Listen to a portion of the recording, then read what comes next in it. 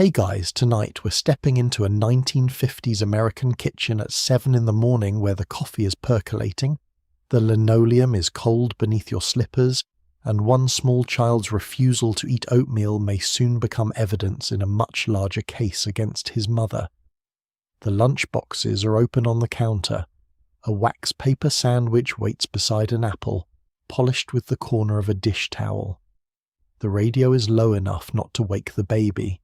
The toast is cooling faster than family harmony can reasonably tolerate, and somewhere upstairs a boy has announced that he cannot possibly wear the blue sweater because the blue sweater is itchy. This is not merely a clothing disagreement. In the social imagination of the decade, it may indicate poor discipline, excessive indulgence, emotional insecurity, inconsistent authority, or possibly the collapse of Western civilization before the school bus arrives. Tonight's story is about the strange burden placed on mothers when every child's actions seem to point backward toward the home. A child spoke too loudly, and people wondered what his mother allowed. A girl seemed shy, and someone asked whether her mother had protected her too much. A teenager slammed a door and an entire generation of experts quietly reached for a notepad. Before we follow the breakfast crumbs into this investigation, take a second to like the video and subscribe, but only if you genuinely enjoy quiet journeys into the forgotten rules, ordinary rooms and hidden pressures of old America. And tell me where you're listening from and what time it is there. I always like imagining these stories travelling through dark bedrooms, late-night kitchens and living rooms where everyone else has already gone to sleep. Also, what childhood behaviour in your family was somehow blamed on your mother, whether she had anything to do with it or not.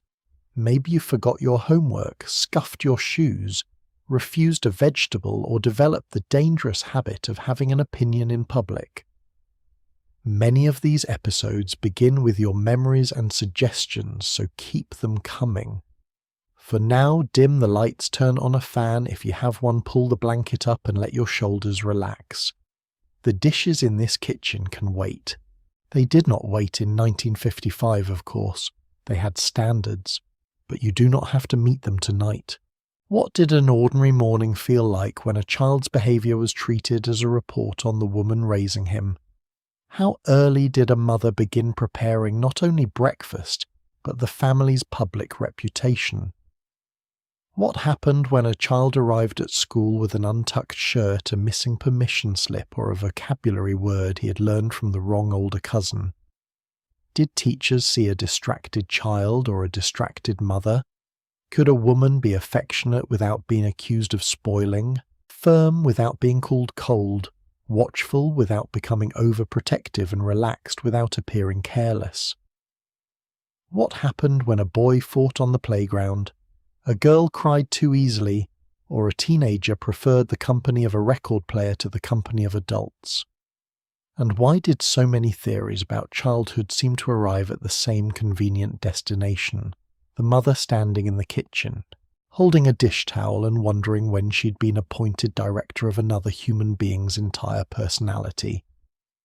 The questions sound exaggerated now. At the time, they arrived in school notes, magazine columns, clinic conversations, church advice, family criticism, and the long silence after someone said he must be getting that from somewhere. Congratulations. You've just woken up in 1955. You're a 32-year-old mother in a modest post-war house with 2 bedrooms, 1 bathroom, 3 children, and a kitchen clock that appears to move faster whenever someone cannot find a shoe. The percolator clicks on the stove. A glass milk bottle stands near the sink. The oldest child needs a signed arithmetic paper. The youngest has spilled orange juice across the tablecloth. Your daughter says her stomach hurts, although only on school days and never on Saturdays.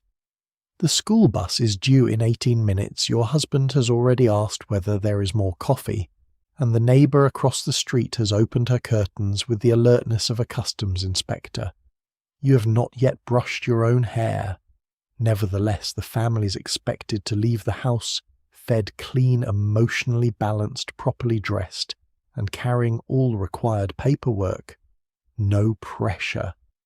The morning has not officially begun, but your performance review is already underway. Breakfast is where the first behaviour report is written, though nobody calls it that. Your son pushes the oatmeal away with the solemnity of a labour negotiator. You tell him to eat 3 spoonfuls. He eats 1 and claims the second has a skin. Your daughter watches this exchange while swinging 1 polished shoe beneath the chair, carefully testing how much noise a heel can make against a chrome table leg before maternal authority becomes active. The baby drops a crust of toast and smiles. 3 children, 3 experiments, 1 supervisor who's not received the manual. You move between the table stove and sink, wiping milk, buttoning a cuff, checking lunch money, and trying to maintain a voice that sounds calm enough to suggest that calmness is the natural climate of the home. If you sound irritated, the children may become nervous. If you sound too gentle, they may become undisciplined. If you raise your voice, someone may remember it all day. If you never raise it, someone will ask why the children do not listen. Motherhood is presented as instinct, then graded like advanced administration. The grading continues when the front door opens. A clean collar is not simply a clean collar. It suggests order, attention, and a mother who has remembered laundry day. A wrinkled blouse may suggest hurry. A missing mitten may suggest carelessness. A child who says yes, ma'am, appears well brought up. A child who mutters may have encountered poor guidance at home, as though sarcasm cannot arise independently in a 9-year-old body. The school does not usually send a formal evaluation of the mother before noon, but the evidence travels anyway. It travels in the teacher's glance at an unsigned paper, in the school nurse's question about breakfast, in the principal's careful phrase about home cooperation, and in the note folded inside a book bag where it can mature quietly until dinner. Many teachers were kind, overworked, and genuinely concerned. Many mothers valued their advice, but the structure of the conversation often assumed that the mother was the household department, responsible for attendance, cleanliness, punctuality, manners, homework, nutrition, emotional regulation, and the mysterious location of every pencil. The father might be informed. The mother was expected to correct. The burden did not exist only because people were unkind. Schools needed families to reinforce routines.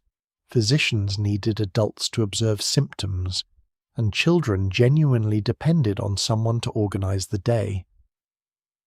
The unfairness appeared in how quickly shared responsibility narrowed into maternal responsibility, and how easily ordinary childhood became a verdict. A father leaving early for work might be praised for providing. A mother standing in the same doorway was expected to provide the clean socks, the remembered form, the correct breakfast, the cheerful goodbye, and the explanation for whatever happened next. This is the quiet trick of the morning. The child acts, but the mother explains. He forgets she failed to remind. She cries her mother has made her dependent. He fights discipline at home must be inconsistent. She refuses to speak, perhaps the home is tense. He speaks constantly. Perhaps no one has taught him restraint. The explanations contradict one another with remarkable confidence. A mother could be blamed for hovering too close, and for not noticing enough, for making a child anxious, and for failing to recognize anxiety, for protecting him from disappointment, and for allowing disappointment to leave a mark. The child remained a child, unfinished and unpredictable. The mother, however, was expected to be finished already. She was supposed to interpret every mood, prevent every embarrassment, and guide development, without leaving fingerprints. It was an impossible kind of influence, total, invisible, and effortless. By 8 o'clock the bus pulls away, carrying the children toward classrooms, where their behaviour will be observed, measured, and occasionally returned home in handwriting. The kitchen becomes quiet. The percolator has stopped arguing with the stove, a chair remains slightly crooked beneath the table, and one damp mitten has been discovered beside the radiator, approximately 3 minutes too late to be useful. You gather the bowls and wipe away the orange juice. For a moment there is no one in the room asking you to solve anything. Yet the silence is not quite restful, because somewhere beyond the front window your children are entering a world that may judge them, and then send the judgment home addressed to you. The clock keeps ticking. On the table beneath a ring of spilled milk, the arithmetic paper is still waiting for your signature. A development chart did not look like an accusation. It looked clean, scientific and reassuring, which was much more efficient. By 10:30 you're sitting in a pediatric clinic with the baby on your lap and your handbag balanced against one sensible shoe. The waiting room smells faintly of rubbing alcohol wet wool and the sweet powder used on infants. A wooden bead maze rests on a low table beside 2 dog-eared picture books. On the wall, cheerful drawings show children growing taller in orderly stages as though childhood were a railway timetable and every passenger had agreed to arrive on schedule. You've brought the clinic card, an extra diaper, a small bottle of formula, and a private list of worries you may or may not admit aloud. The baby can sit with support. He reaches for buttons. He makes sounds that resemble language if one is generous. He does not wave goodbye, although your neighbour's child supposedly waved at 7 months and may already be preparing for public office. The nurse calls your name and the ordinary uncertainties of raising a child are carried through a white door to be weighed, measured and entered in ink. The first measurements are physical, which feels manageable. Off comes the knitted cap, then the little shoes, then enough clothing to make the baby object to modern medicine as a concept. He is placed on a cold scale with a sliding weight. The nurse measures his length, circles his head with a tape, and writes numbers on a form clipped to a board. Growth charts and regular examinations could be genuinely useful. They helped doctors follow patterns over time, notice illness, and identify children who might need additional attention. But a line on paper also had a remarkable ability to make a mother feel that she had personally arranged every ounce. If the baby had gained well, perhaps feeding was going correctly. If he was small, had she prepared the bottles properly? If he was heavy, had she fed him whenever he cried? If he cried during the examination, was he tired, frightened, hungry, spoiled, sensitive, or responding to tension in the home? The infant has been awake since dawn and has just been undressed by strangers beneath a fluorescent light. This explanation is simple. It is therefore in immediate danger of being overlooked. Then come the questions. Does he roll over? Does he grasp a small object? Does he transfer it from one hand to the other? Does he turn toward a voice, imitate a sound, recognize familiar people reach to be picked up, play briefly by himself? Each question concerns the child, yet you feel yourself being examined. You search your memory with the urgency of someone completing a tax return from several months of scattered receipts. He rolled over once on the living room rug, but was that deliberate? He picked up a wooden spool yesterday, though he mostly attempted to eat it. He says something like BA, but it may refer to his father, his bottle, or the lamp. The nurse is not necessarily judging you. She may simply be gathering information, and the doctor may be trying to understand the whole child. Still, the form has boxes, and boxes encourage a person to imagine that life fits inside them. Yes, no, not yet, uncertain. There is rarely a box labelled, "The baby performed this beautifully last Tuesday," and has refused to repeat it since, perhaps because he resents being predictable. This way of organising childhood had grown from decades of child study research. Arnold Giesel and colleagues at Yale observed children closely recording patterns in movement, language, problem-solving, and personal social behaviour. Their developmental schedules helped establish the familiar idea that children tend to pass through recognizable sequences, even though individuals may move through these sequences at different rates. The work offered something valuable, a way to look carefully at development rather than treating children as miniature adults who merely needed stricter chairs. Yet once developmental norms travelled from clinics and research centres into popular books, nursery conversations, schools and magazine pages, the distinction between a useful pattern and a deadline could become very thin. Many children do this around this age was easily heard as a good child does this now, and because a young child's daily environment was so often assigned to the mother, the next conclusion arrived without needing an invitation. If the child was late, unusual, restless, quiet, clumsy, fearful, or simply uninterested in performing for an adult with a clipboard, perhaps the mother had done something wrong. At home, the chart followed you without physically leaving the clinic. It appeared in conversations over back fences at church nursery tables and beside strollers parked outside the grocery store. One mother mentioned that her daughter spoke in sentences. Another said her son had been dry through the night for months. A third reported that her baby had cut 4 teeth, as if dental timing reflected strong family management. These exchanges were not always competitive.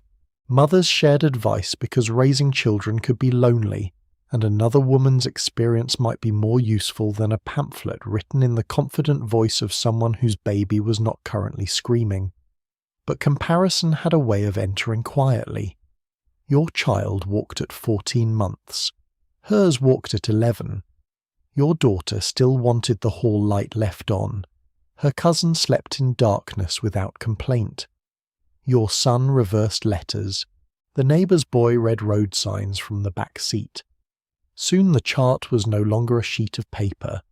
It was a row of invisible marks beside every child in the neighbourhood, and each mark seemed to extend backward toward the woman buttoning the coat.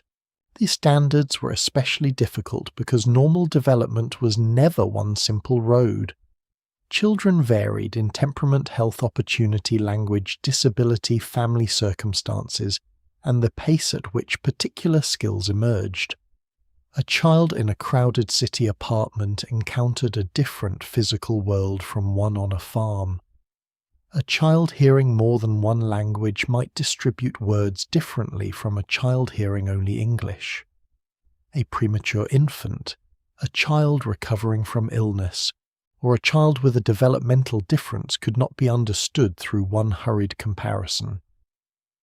The research populations behind early norms did not represent every American childhood equally, and the public image surrounding those norms was often narrow, healthy, white, middle-class English-speaking, and raised in a household with sufficient time, food, medical access, and space for carefully supervised play. Yet mothers outside that image could be judged by it anyway. A working mother might be told she was not providing enough attention. A poor mother might be blamed for conditions created by low wages, crowded housing, discrimination, or limited health care. Science could identify a pattern. Society was often the part that converted the pattern into character. The cruelest feature of the developmental examination was that the correct amount of help remained impossible to calculate. You were expected to stimulate the child but not push, encourage speech but not speak for him, offer independence but prevent danger, establish toilet habits but avoid creating anxiety, provide affection but not dependency, watch closely but do not hover. The mother stood beside the child like a technician operating a machine that came without controls, and was morally entitled to change its mind. When a milestone arrived, the child was developing naturally. When it did not, maternal technique entered the discussion. This was not always what doctors or researchers intended. Many professionals emphasized variation and tried to reassure families. But reassurance had to compete with magazine columns, relatives, advertisements, school expectations, and the private fear that one overlooked sign might become a permanent problem. A chart designed to help adults notice children could also teach a mother to watch with such intensity that every ordinary pause began to look like evidence. The appointment ends with the baby redressed, mildly offended, and chewing the corner of the clinic card. The doctor says he appears healthy. Perhaps he adds that children develop at different rates. You smile, thank him, and return the card to your handbag. Outside, the afternoon light reflects from the chrome bumpers along the curb, and the baby falls asleep before you've finished fastening the stroller strap. Nothing disastrous has happened. In fact, the visit has provided useful information and genuine relief. Still on the walk home, you repeat the questions. Does he reach? Does he imitate? Does he recognize? Should he be doing more? By the time you enter the quiet house, the baby is no longer being measured, but you are. On the kitchen shelf sits a thick child care book with a reassuring title and hundreds of pages explaining what comes next. You place the clinic card beside it, remove your gloves, and turn toward the chapter for his age. The experts have been invited into the home now. They will be staying for quite some time. The childcare book had entered the kitchen like a friendly guest, but it knew an alarming amount about your private life. By early afternoon, the baby is asleep upstairs, the older children are still at school, and a worn copy of the common sense book of baby and child care lies open beside a cup of coffee that has gone lukewarm. The book is thick enough to suggest that childhood contains several thousand opportunities for error. Its pages discuss feeding, sleep, crying toilet training fears, illness discipline school, and the difficult business of helping a small person become a larger one without either neglecting him or hovering so closely that he cannot breathe independently. You turn to the section nearest your current concern, but the headings nearby offer additional worries you had not planned to acquire before dinner. One paragraph reassures you. The next reminds you of something your daughter did 6 months ago. Advice books are efficient in that way. They can calm one fear while opening a small administrative office for 3 more. Benjamin Spock's book had first appeared in 1946, just as millions of post-war families were beginning the long experiment of raising children in a changing America. Much of its appeal came from its tone. Instead of demanding that every baby eat, sleep, and behave according to a severe timetable, Spock encouraged parents to use affection, flexibility, observation, and their own judgment. He treated children as individuals rather than household machinery with defective timing. This was a genuine relief after older systems that could make feeding schedules feel more important than hunger and crying seem like an attempted coup. Spock's message was not that parents should abandon limits or let toddlers govern the republic. It was that family life required common sense, and that parents often knew more about their own children than they believed. On the page, this sounded liberating. In the kitchen, however, confidence became another task. You were now expected not merely to follow instructions, but to interpret them wisely, adapt them sensitively, and remain calm while doing so. The expert had handed authority back to you. Society kept the right to inspect the results. You begin with the problem of your daughter's stomach aches. They appear on weekday mornings, disappear during holidays, and have never interfered with cake.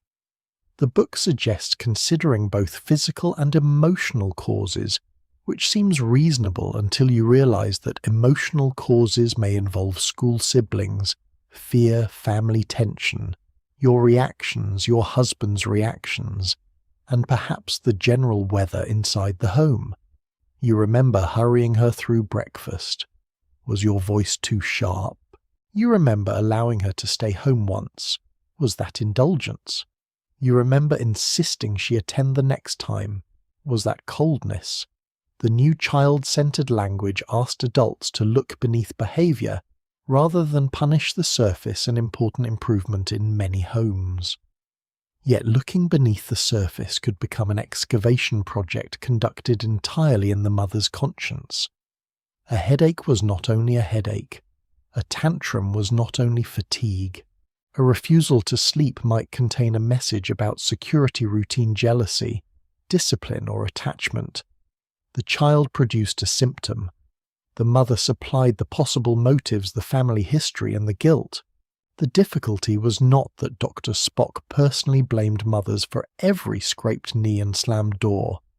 His writing often tried to reduce fear, soften rigid rules, and remind parents that mistakes were survivable. The difficulty was that his book entered a crowded room.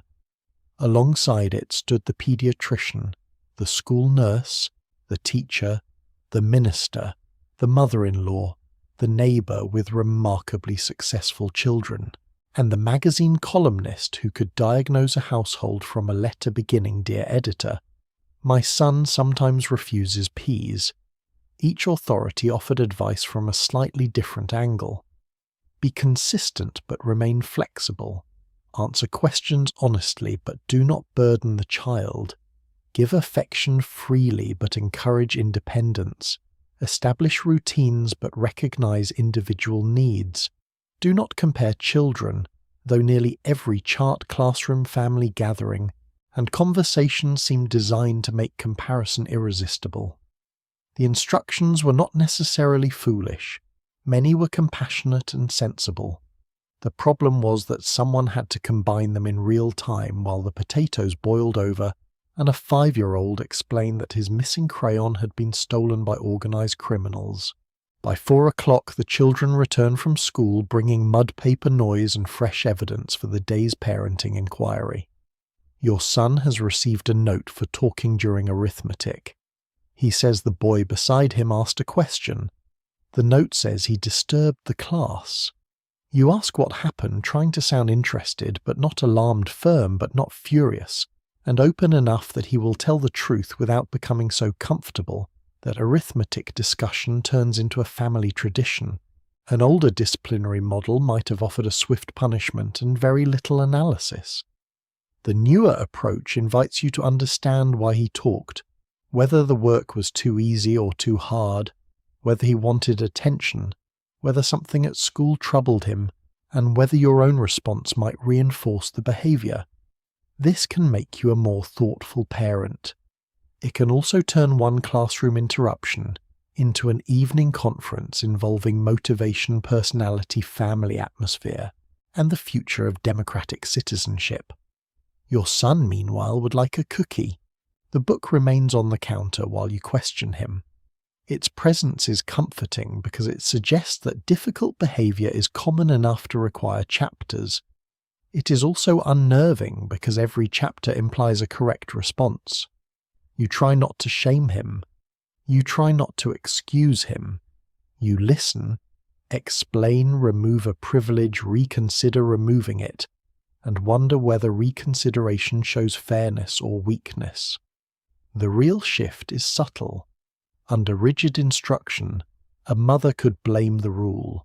The schedule said feed at 6, so she fed at 6. The handbook said punish the offence, so she punished it. Under flexible guidance, she must make a judgment, and judgments reveal the person making them. If the child improves, the method appears wise. If he repeats the behaviour, perhaps she misunderstood him, lacked consistency, gave too much attention, gave too little attention, or applied the right principle with the wrong expression on her face. Common sense sounds wonderfully simple, until everyone assumes yours should produce a well-adjusted child by supper. There was another contradiction folded into the popularity of expert guidance. Mothers were told to trust themselves, but they were also surrounded by reasons not to. Modern childhood was presented as too important to manage casually. Emotional development mattered. Early experiences mattered. The atmosphere of the home mattered. These ideas could encourage kindness and serious attention to children's inner lives. They could also make every ordinary maternal mood feel historically significant. You could not merely be tired while washing dishes. You were creating an atmosphere. You could not simply lose patience after repeating the same instruction 6 times. You were modelling emotional control. You could not enjoy an afternoon away without wondering whether independence was healthy for both of you, or evidence that you lacked proper devotion. Fathers appeared in childcare discussions and many participated warmly in family life, but the daily observation adjustment and self-examination were still usually directed toward the mother. She became the household interpreter of expert knowledge, expected to translate 500 pages into the correct tone of voice before bedtime. After dinner, the arithmetic note is signed and placed inside the school book. Your son has apologized with the minimum solemnity required to regain access to his evening radio program. Your daughter's stomach no longer hurts. The baby is chewing a rubber ring with the peaceful concentration of someone who has never read a parenting manual. You return the child care book to the shelf, but not quite as carelessly as before. It has helped you. It has reminded you that children are different. Affection is not a weakness, and one bad afternoon does not determine a life. That reassurance is real. So is the weight of being the person expected to apply it correctly.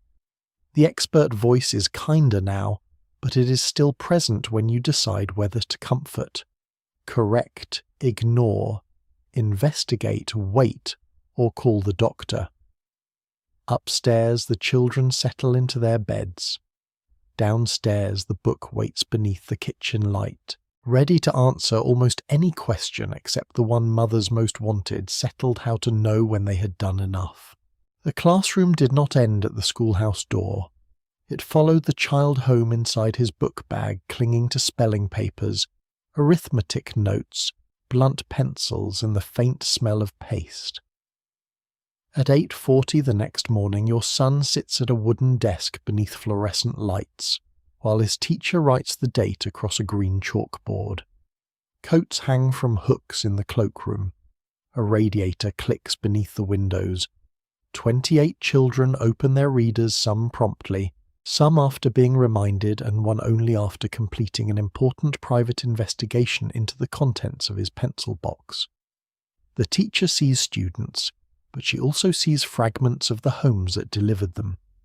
One child arrives early with sharpened pencils and a signed form. Another arrives late carrying a lunch bag that has leaked through the paper. A third has forgotten his workbook for the second time. Before the first reading lesson begins, the room has already collected evidence about sleep, breakfast, laundry organization, manners, money, and adult supervision. The children have come to school. Their households have entered with them. Your son's arithmetic paper rests on the teacher's desk with your signature beneath the grade. That signature matters. It confirms that the message crossed the border between school and home and reached the adult expected to respond.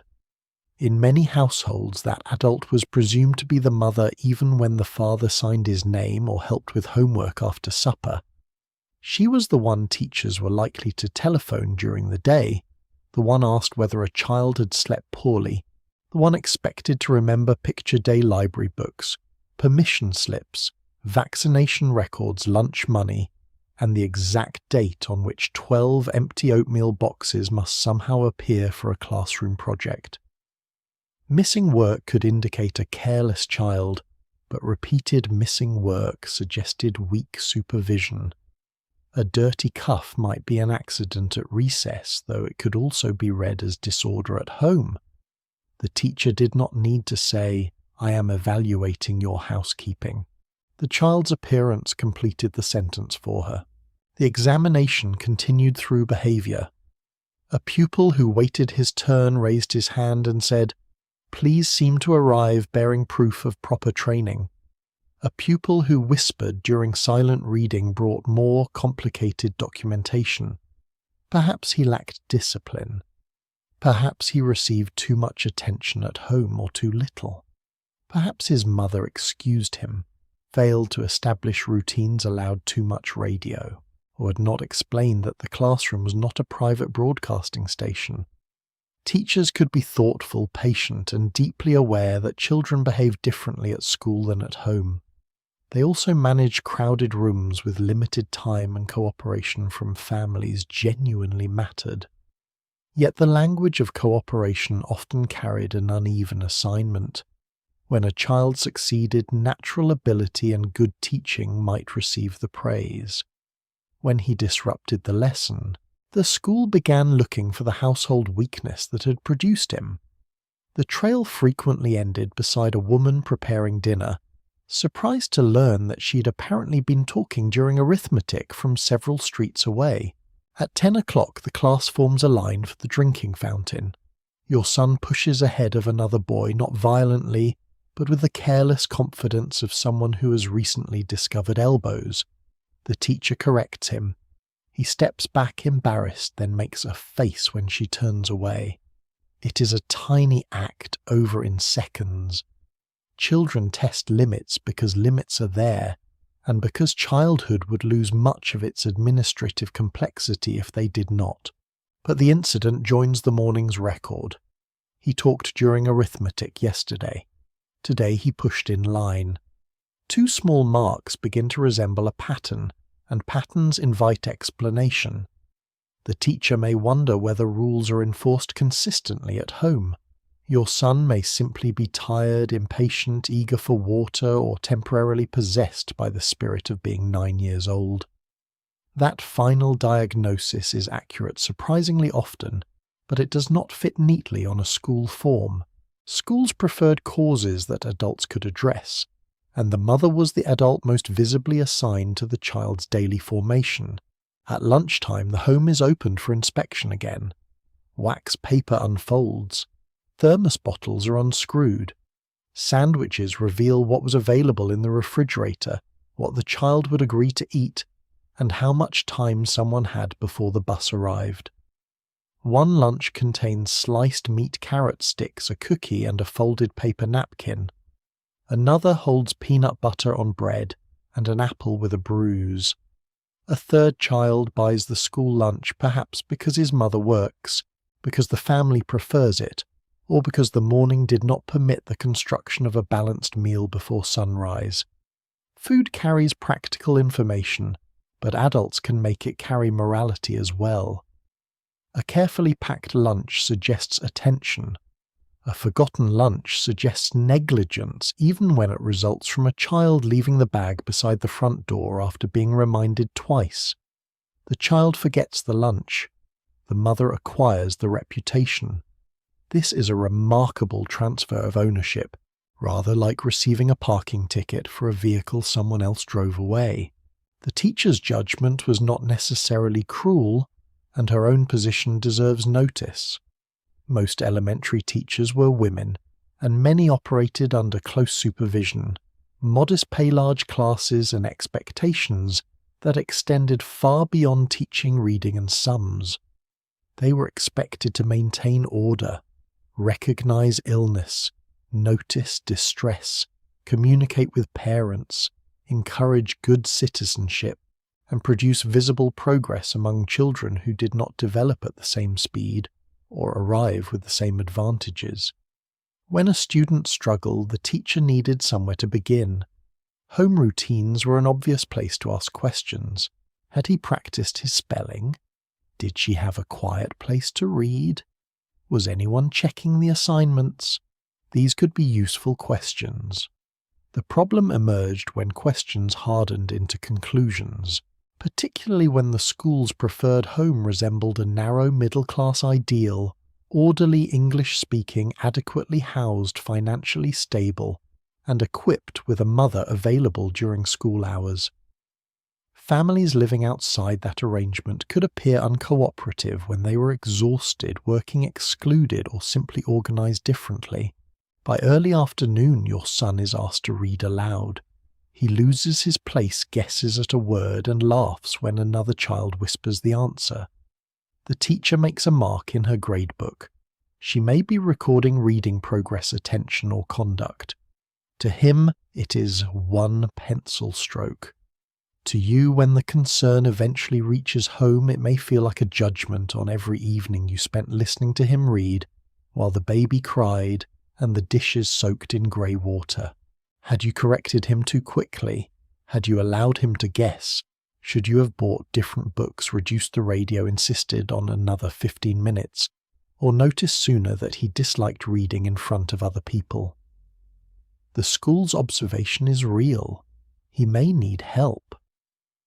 But the route from this child is struggling to his mother failed to prepare him is dangerously short. It ignores the teacher's resources, the child's temperament, the quality of instruction, differences in learning, and the possibility that a perfectly intelligent boy would rather dismantle a clock than describe what happened to two fictional children on a farm. At 3:15, the dismissal bell rings, chairs scrape backward, and the classroom empties into the hallway. Your son carries home a spelling list, a library book, and a request that you speak with the teacher after school later in the week. The note is polite. The handwriting is careful. Nothing in it directly accuses you of anything. That almost makes it worse. You read it at the kitchen counter while he removes his coat and asks what is for supper. For a moment, you picture the classroom as the teacher sees it. His restless hand, wandering attention, incomplete arithmetic, quick embarrassment, and unnecessary commentary. Then you picture the child you know at home, patient with the baby, fascinated by mechanical things, capable of listening for an hour when the subject matters to him, and completely unable to locate his own socks. Both children are real. The meeting will ask you and the teacher to fit them together, yet before you enter that classroom, you straighten your dress, review the morning routines, and prepare to explain the home, as though the school has not merely requested a conversation, but summoned the department responsible for producing the child. A report card was supposed to describe a child's progress. In practice, it could feel like a character reference written for the mother in smaller handwriting. On Thursday afternoon, your son places a folded envelope on the kitchen table and immediately asks whether he may go outside. This is not encouraging. Children rarely surrender important documents so efficiently, unless the document contains information they would prefer to experience from another location. The envelope bears the school's name, is grayed, and a space for a parent's signature. Inside, rows of marks summarize several weeks of arithmetic, reading, spelling, handwriting, conduct, effort, and work habits. The paper is light enough to flutter when the screen door opens, yet it carries an impressive amount of authority. One letter can praise ability, another can suggest carelessness.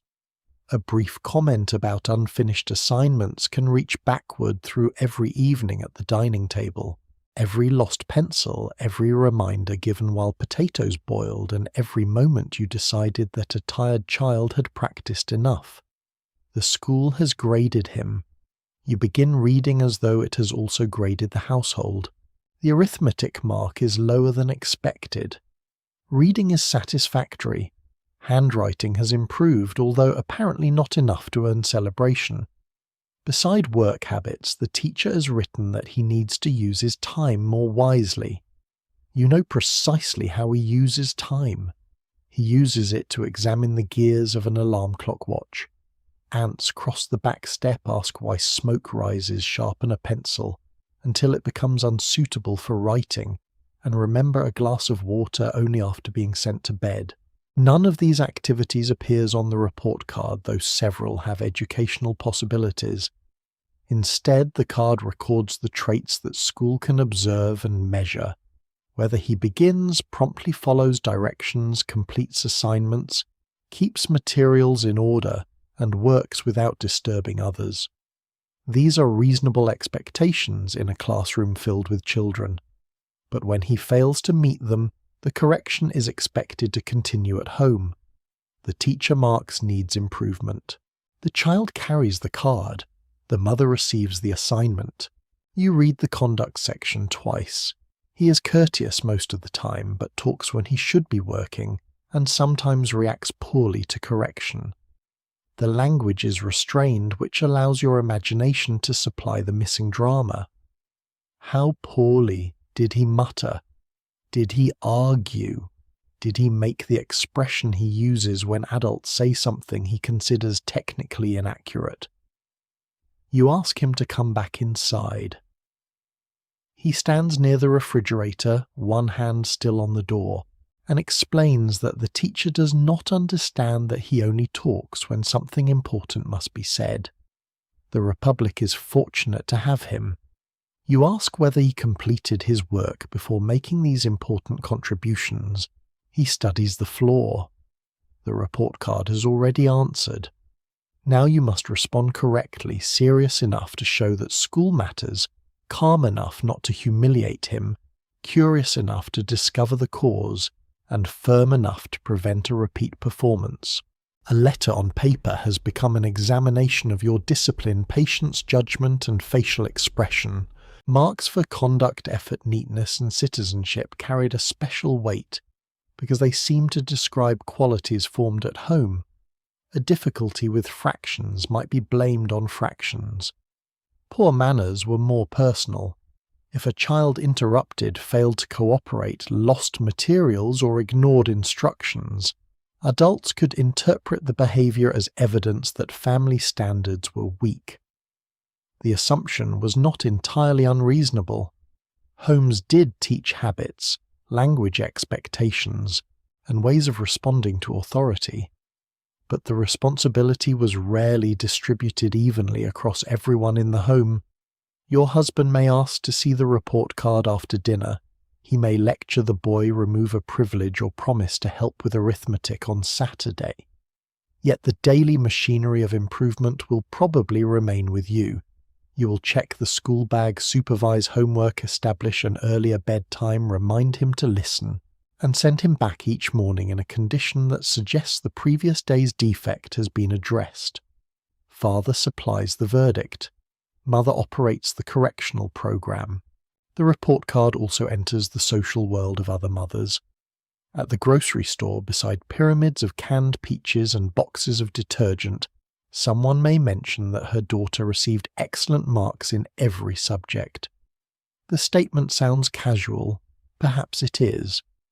Pride is natural, and parents have always performed minor miracles of modesty while discussing successful children. Still, you become aware of the folded card inside your handbag waiting to be signed. At the next parent meeting, women may exchange stories about reading groups, penmanship, music lessons, and teachers who are either wonderfully demanding or unreasonably difficult, depending largely on the marks received. A child's achievement offers reflected approval. His difficulties create questions.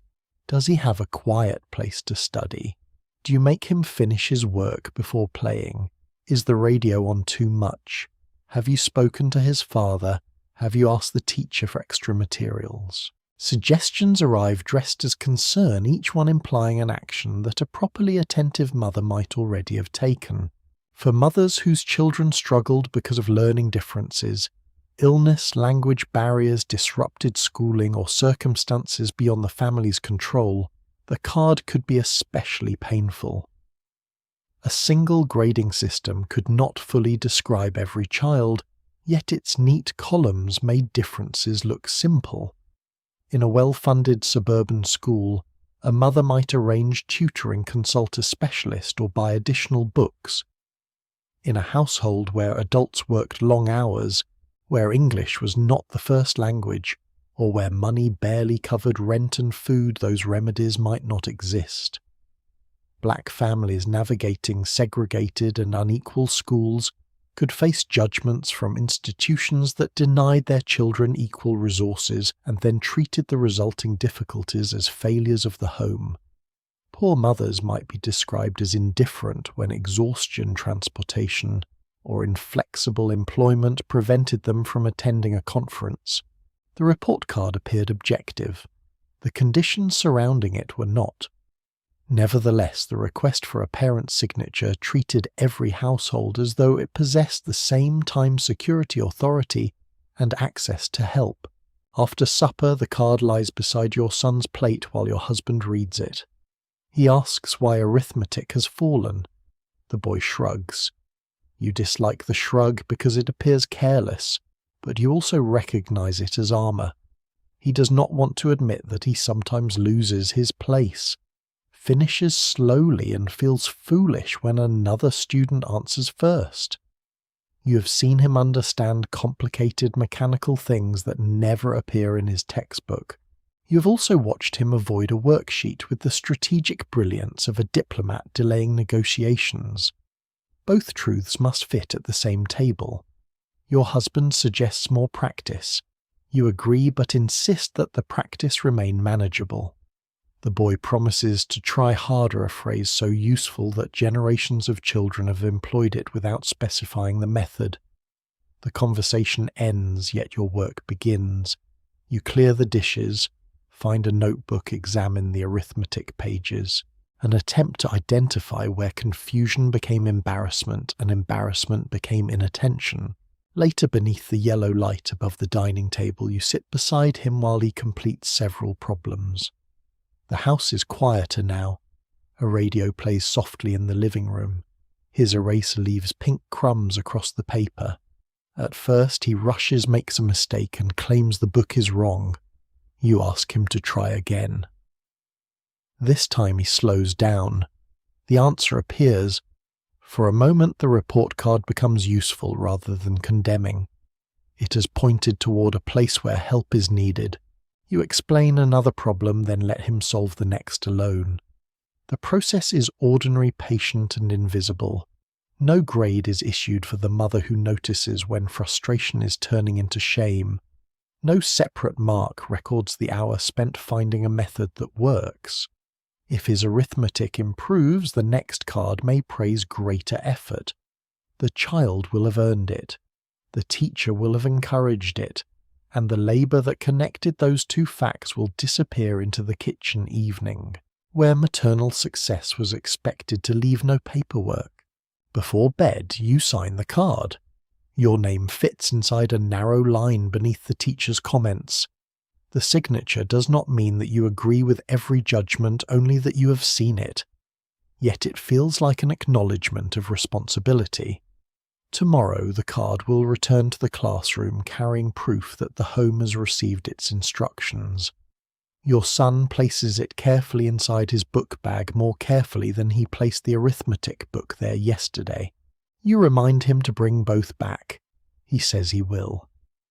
Upstairs he leaves one sock in the hallway, which suggests that complete reform has been postponed. You switch off the dining room light and look once more at the pencils, the eraser crumbs, and the empty chair. The report card has reduced a complicated child to boxes and marks because schools need records. You have spent the evening restoring the parts that would not fit: curiosity, embarrassment, stubbornness, ability, fear, humour, and hope. In the morning, the paper will leave the house. Its judgment will remain behind. A misbehaving boy rarely arrived alone. He brought his mother with him even when she was several streets away, hanging sheets in the backyard. At 1:17 on a Tuesday afternoon, the telephone rings while you're trimming beans at the kitchen sink. The voice from school is polite, careful, and serious enough to make your hand tighten around the receiver. Your son has been involved in an incident during recess. The word incident is useful because it can describe anything from an argument over a baseball glove to the collapse of public order. You ask whether he is hurt. He is not. Another boy has a scraped cheek. A teacher separated them. The principal would like you to come in. You place the beans beneath a damp towel change from your house dress into something suitable for being evaluated by public officials and check the mirror before leaving. Your son threw the punch. You are the one preparing an appearance. The school corridor is nearly empty when you arrive. Classroom doors are closed, and behind them teachers continue explaining fractions, geography, and the consequences of speaking without permission. In the office, your son sits on a wooden chair with one shoelace untied and a red mark near his collar. He looks younger than he did at breakfast. The other boy has already gone home. The principal asks you to sit, then describes what happened. There was teasing near the backstop. Your son pushed. The other boy pushed back. Your son swung first. He interrupted the teacher afterward and insisted that the other boy had started it. None of this is admirable. You feel anger, embarrassment, concern, and the inconvenient desire to defend him all at once. The adults ask whether anything has changed at home. Has he been sleeping? Has there been tension? Is his father away often? Does he show this kind of temper with his siblings? The questions may be sensible attempts to understand him. Still, they move with impressive speed from one fist on a playground to the emotional climate of your entire household. A boy's aggression created a particularly confusing problem for mothers, because the culture did not ask boys to be harmless. Boys were expected to be energetic, competitive, adventurous, and increasingly independent. They were allowed dirt noise, bruised knees, and a certain amount of roughness, provided the roughness remained inside boundaries that adults could recognize and control. A boy who never defended himself might be called timid. A boy who defended himself too enthusiastically became troublesome. A mother was expected to produce confidence without arrogance, courage without recklessness, strength without cruelty, and obedience without softness. Apparently, she was also expected to determine the exact instant when healthy boyhood crossed into delinquent character. This was difficult enough while watching the child. It became even more challenging when the decisive moment occurred behind a school building while she was peeling potatoes. The principal asks how you discipline him. You answer carefully. He loses privileges. He is required to apologize. His father speaks to him when the offense is serious. You do not strike him often, though the word often now sounds dangerous whichever direction it travels. Too much punishment might create hostility. Too little might invite lawlessness. If you explain that you try to understand the reason behind his behavior, you may seem permissive. If you insist on obedience, you may seem harsh. The conversation carries the familiar contradiction of modern parenting. The child must be controlled, but not damaged by control. His feelings must be respected, but must not interfere with arithmetic, table manners, or the safety of other children.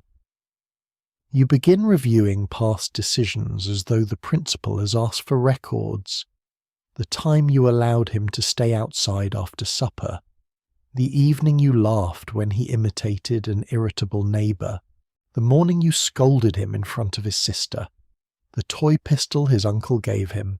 The Western programs on the radio. A mother could assemble guilt from almost any household material.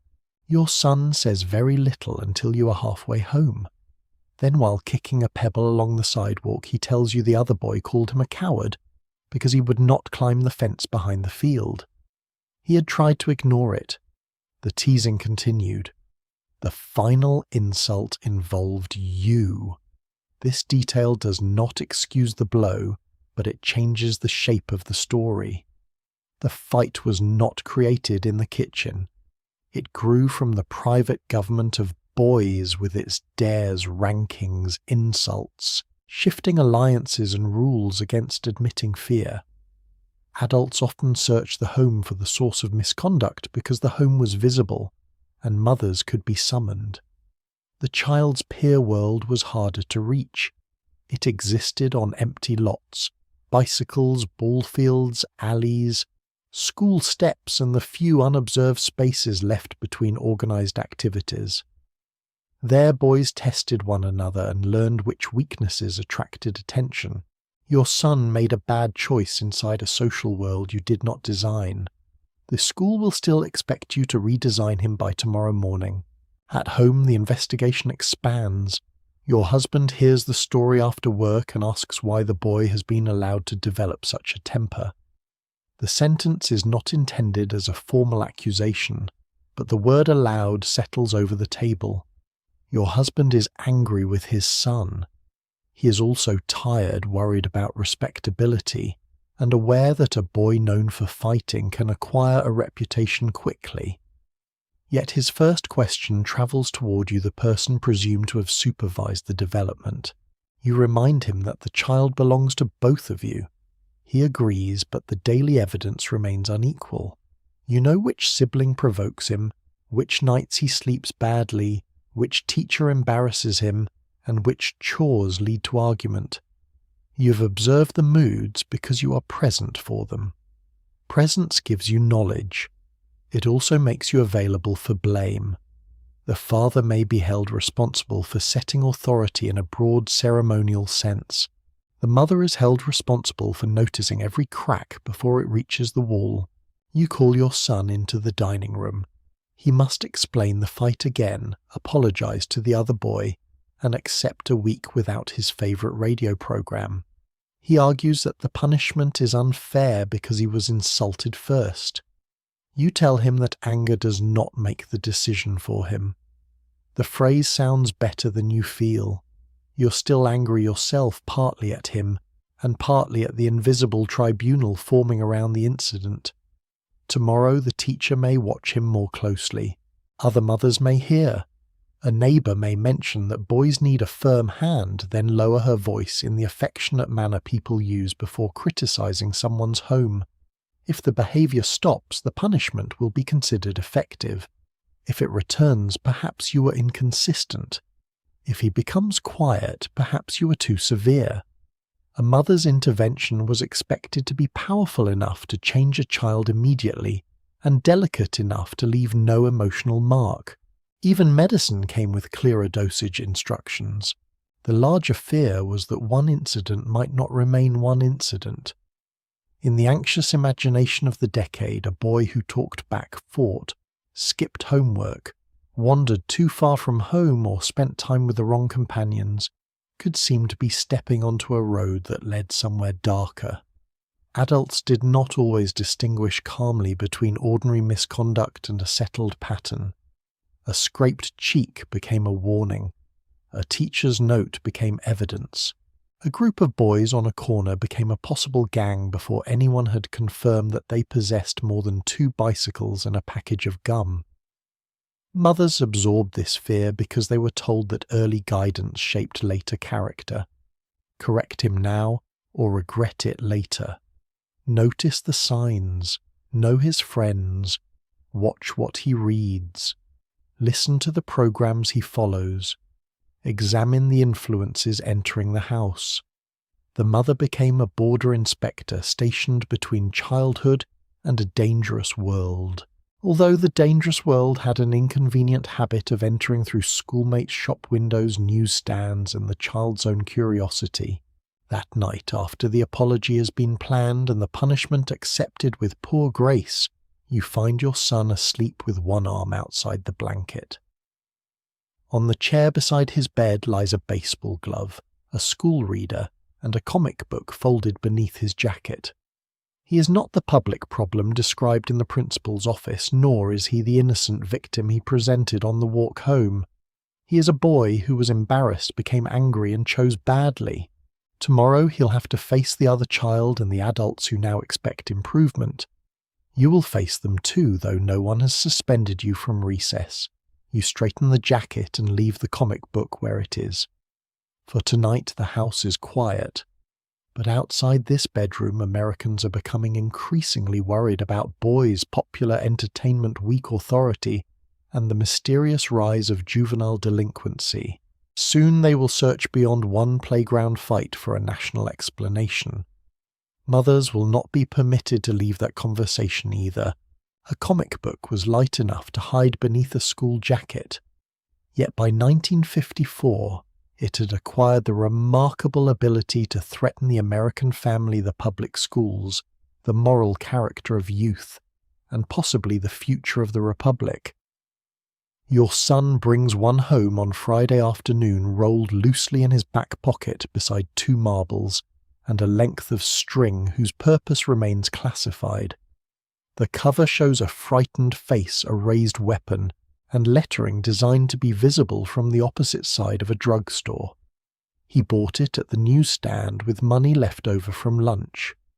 Now he lies on the living room rug turning the pages while the radio murmurs and the late sun falls across the polished coffee table. To him, it is a story. to a growing collection of psychiatrists, ministers, teachers, senators, editors, civic organizations, and anxious parents. It may be a training manual for civilization's decline. You look at the cover and feel the familiar pressure to react correctly. Ignore it, and you may be careless. Confiscate it, and you may make forbidden reading more attractive. Read it first, discuss it. Calmly, restrict certain titles, monitor the newsstand, consult the school, ask other mothers, and perhaps establish a small domestic censorship bureau beside the linen closet. Childhood recreation has become another department under your supervision. The alarm surrounding juvenile delinquency was larger than comic books. Newspapers reported robberies, vandalism, gang fights, truancy, reckless driving, and crimes committed by young people, often arranging separate incidents into the image of a generation slipping beyond adult control. The term juvenile delinquent could refer to a young person who had committed a serious offence, but in ordinary conversation it stretched easily toward any teenager with a leather jacket, a disrespectful expression, or the dangerous habit of standing on a corner after dark. Post-war prosperity had given many young people more spending money, more commercial entertainment, and a growing youth culture that adults did not fully understand. Cities changed. Suburbs expanded. Schools grew crowded. Families moved away from older relatives and familiar communities. Yet public anxiety preferred causes that could be held in the hand. A comic book was colourful, portable, and visibly filled with crime. It was easier to place on a hearing room table than poverty, discrimination, overcrowding, family stress, unequal schools, or the ordinary confusion of adolescence. The printed villain had a name. Social conditions were less cooperative. In April and June of 1954, a United States Senate subcommittee investigating juvenile delinquency held public hearings in New York on the possible effects of comic books. The proceedings gave national authority to a concern already moving through schools, churches, parent groups, newspapers, and local campaigns. Crime and horror comics received the most attention, especially those with gruesome covers and stories involving violence, revenge, corruption, and elaborate methods of wrongdoing. Senators displayed examples. Publishers defended themselves. Psychiatrists and other witnesses discussed what young readers might absorb from repeated images of cruelty.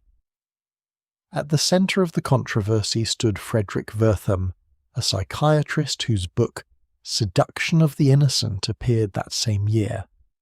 Wertham argued that harmful comic book content influenced children and contributed to antisocial behaviour. His certainty attracted enormous attention, though critics questioned whether the evidence supported conclusions drawn from the troubled young people he encountered in his clinical work.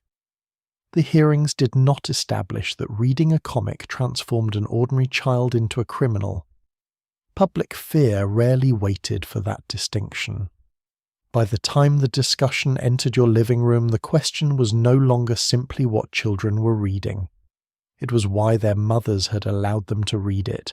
Your son looks up from the rug and notices that you're examining the cover. He tells you it is not as bad as it looks, which is a sentence rarely associated with complete reassurance. You ask what the story's about. A detective follows a gang of jewel thieves. Several people are struck with blunt objects. Justice eventually wins, though it takes a scenic route through 20 pages of gunfire. Your son insists that he knows crime is wrong.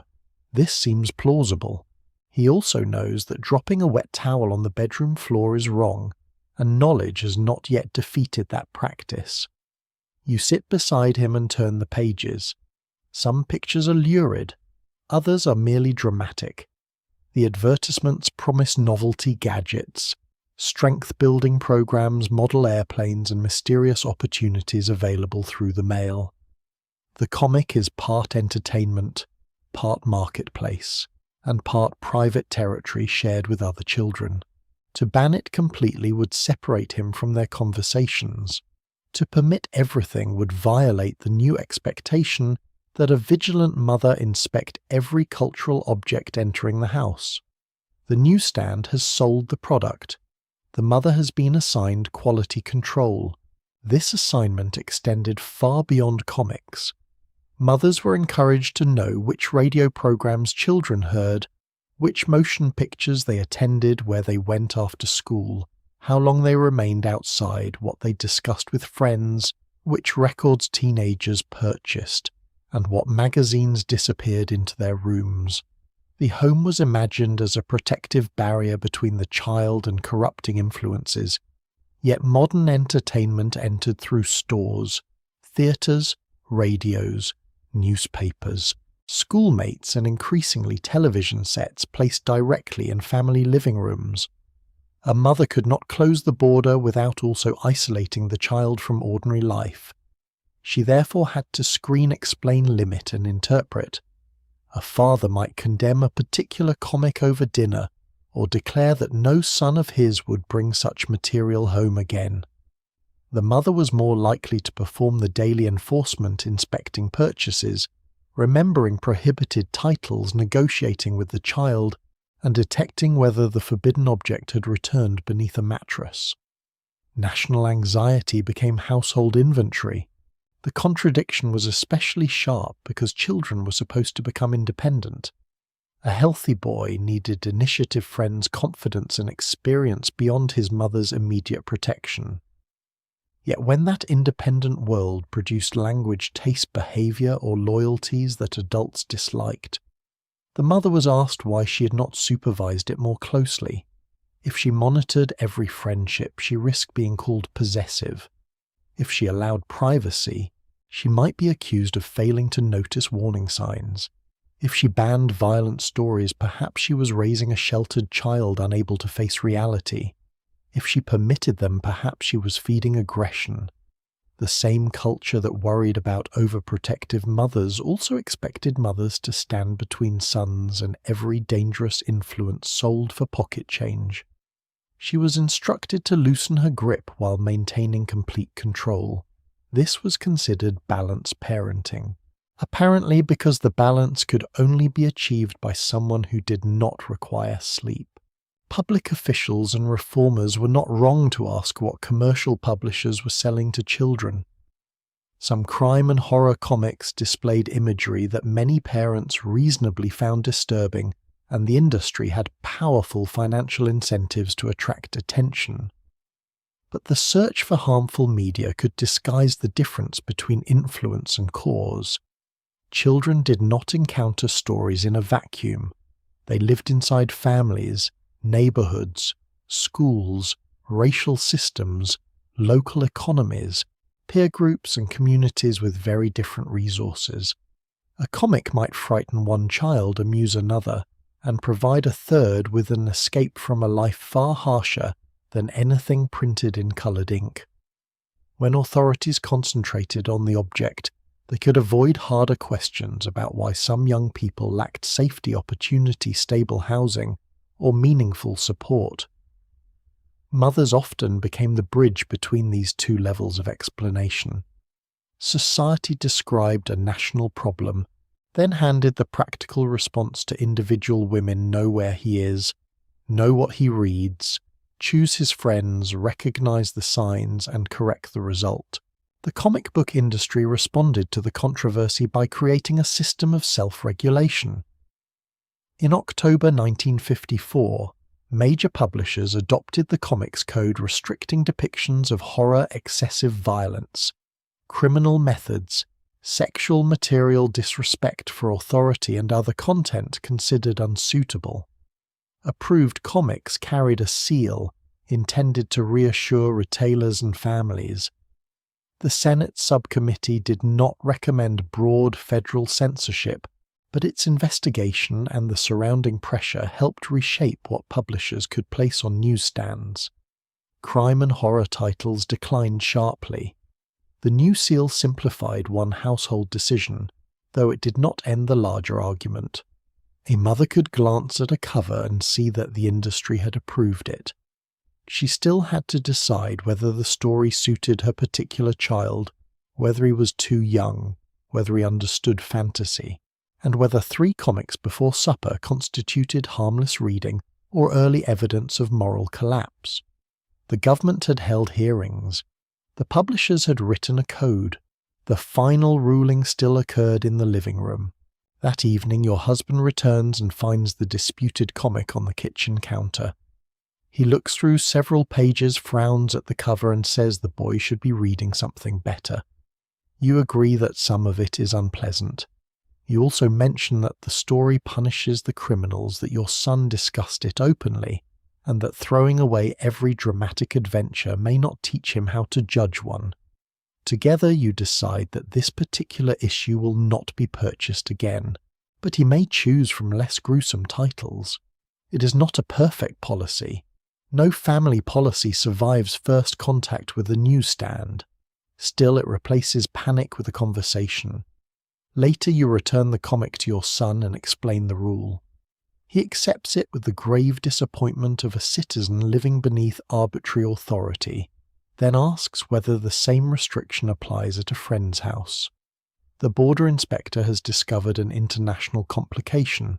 After the children are asleep, the comic remains on the table beside the evening newspaper.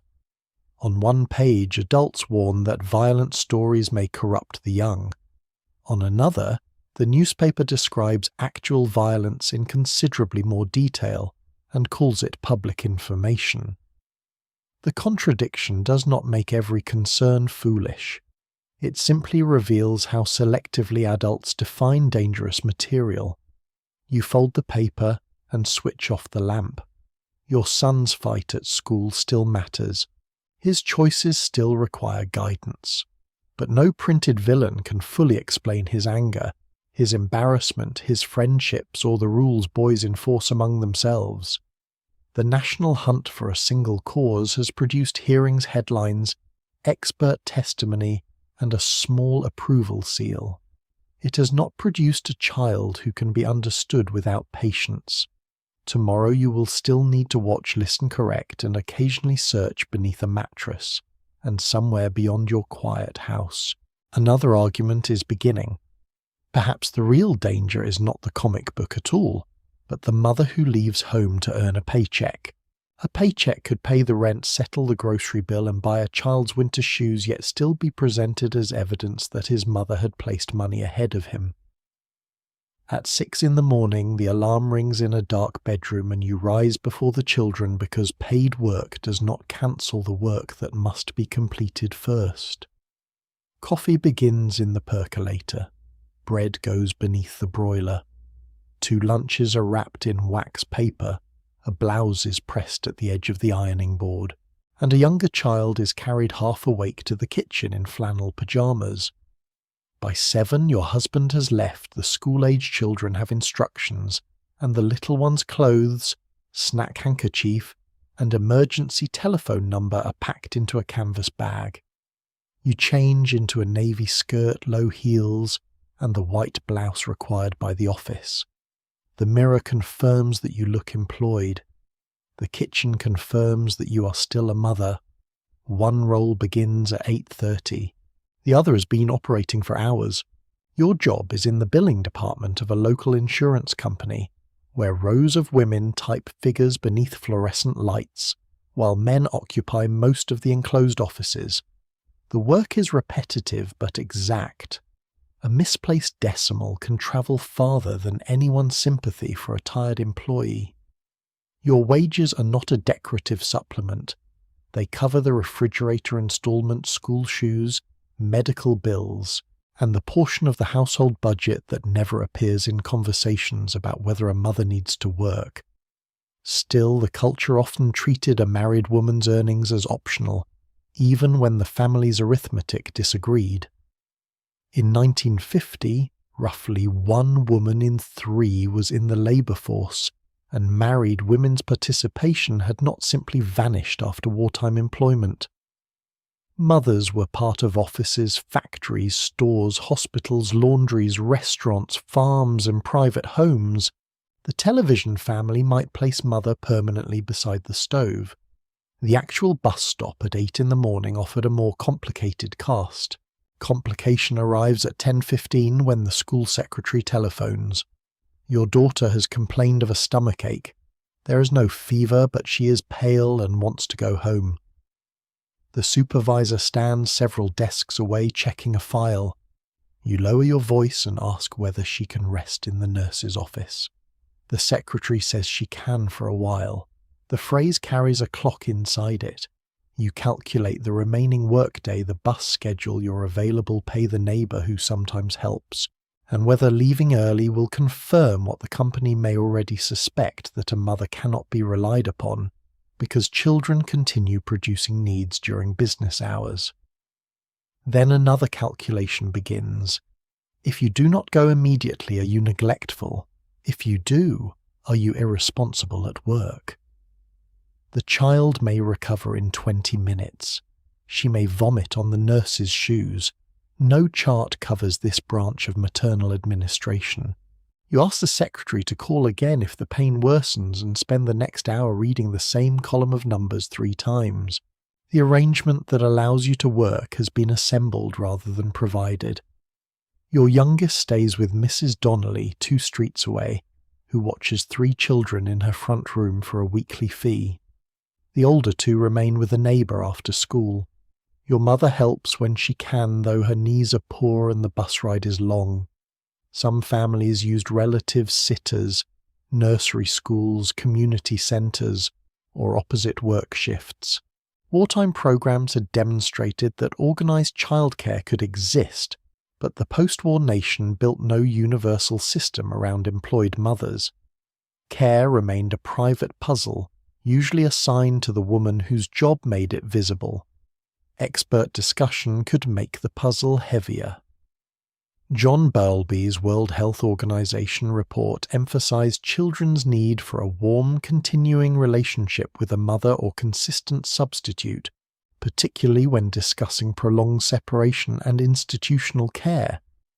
In popular conversation, this could be compressed into a simpler warning: children need their mothers, and employed mothers are absent.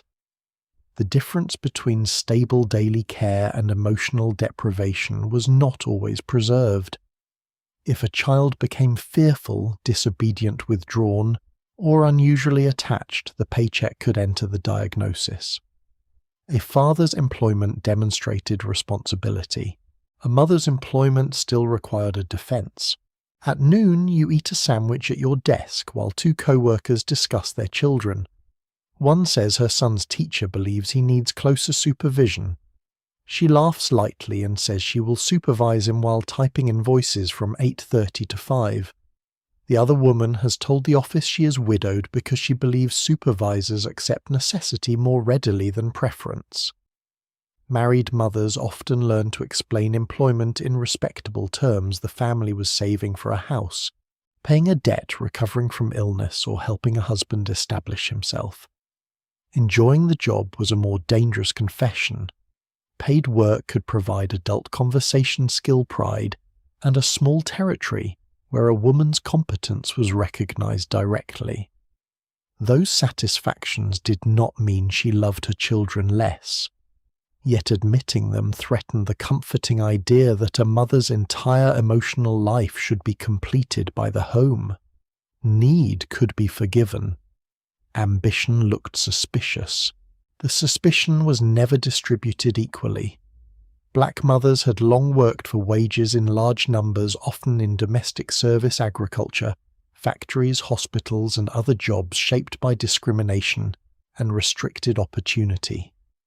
Working-class women, immigrant, women, widows, separated women and mothers supporting households alone could not organize life around a suburban ideal that assumed one sufficient male income.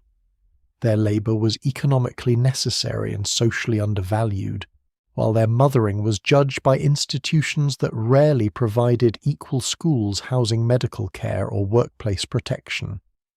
A white middle-class mother might be criticized for leaving home. A poor or black mother could be condemned both for working and for failing to earn enough both for arranging care and for needing it. The national picture of the stay-at-home mother was not merely inaccurate. It concealed the women cleaning other families' houses, caring for other families' children, serving meals, pressing uniforms, and returning home to begin the same labour again. It could turn one group's privilege into another group's moral examination. At 5:40, the bus leaves you 3 blocks from home. Your daughter's stomachache disappeared before lunch, which is good news, and somehow also proof that you worried incorrectly. You collect the youngest from Mrs. Donnelly, listen to the day's report, hurry home, change shoes, begin supper, inspect homework, and remove a damp load of laundry from the machine. The paycheck has not purchased an exemption from dinner. Your husband arrives tired and asks how your day was, while the children ask 3 other questions before you can answer. On the counter sits a note announcing a school costume project due Monday. In the refrigerator, the milk is nearly gone. Tomorrow, Mrs. Donnelly needs to close early for an appointment. The office expects a stack of invoices completed by Friday. Each obligation is reasonable when considered alone. Together they create a life in which the mother must move quickly enough that no one sees the collisions. After the children are in bed, you open your handbag and take out the pay envelope. Part of it will cover groceries, part the appliance account, and part the new shoes your son needs, because childhood has again ignored the family budget and continued growing. The money is useful, necessary, and earned. It is also surrounded by questions no one attaches to your husband's wages. What did the children lose while you were away? Who comforted them? Did your daughter's stomach hurt because you left each morning? Would your son have fought at school if you had been waiting at home every afternoon? There is no reliable way to answer questions built from guilt. You can only look at the children you actually have the care. You have arranged the bills on the table and the evidence of affection scattered through the day. The paycheck does not prove that you abandoned them. It proves that you worked. Yet by morning, when a child forgets a permission slip or arrives late, someone may still look toward your job for the explanation. The mother who stayed home could be blamed for hovering. The mother who went to work could be blamed for leaving. The system had achieved perfect balance. She was wrong in both directions.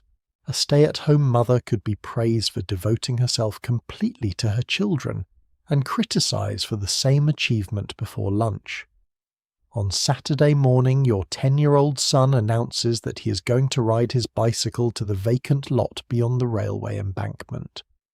The other boys are building a fort from orange crates and several boards of uncertain ownership. You look through the kitchen window at a sky-threatening rain. His front tire seems soft. The lot contains rusty nails, broken glass, a drainage ditch, and boys who regard caution as a personal insult. You tell him he may go as far as the corner, but not beyond the tracks. He protests that everyone else is allowed. You check the tire, fasten his coat, repeat the rule, and watch him pedal away. This is called protecting your child. It may also, depending on who is speaking, be called making him dependent, timid, anxious, immature, and permanently incapable of crossing a street without maternal authorization. The warning against excessive protection had been circulating for years before it reached your kitchen. Child psychiatrist David M. Levy studied what he called maternal overprotection and published a large work on the subject in 1943. It concerned patterns in which a mother's anxiety control, constant contact, or interference limited a child's opportunities to act independently. This could describe a real problem. Children needed room to try, fail, explore, take reasonable risks, and discover that the world did not collapse whenever an adult stepped back.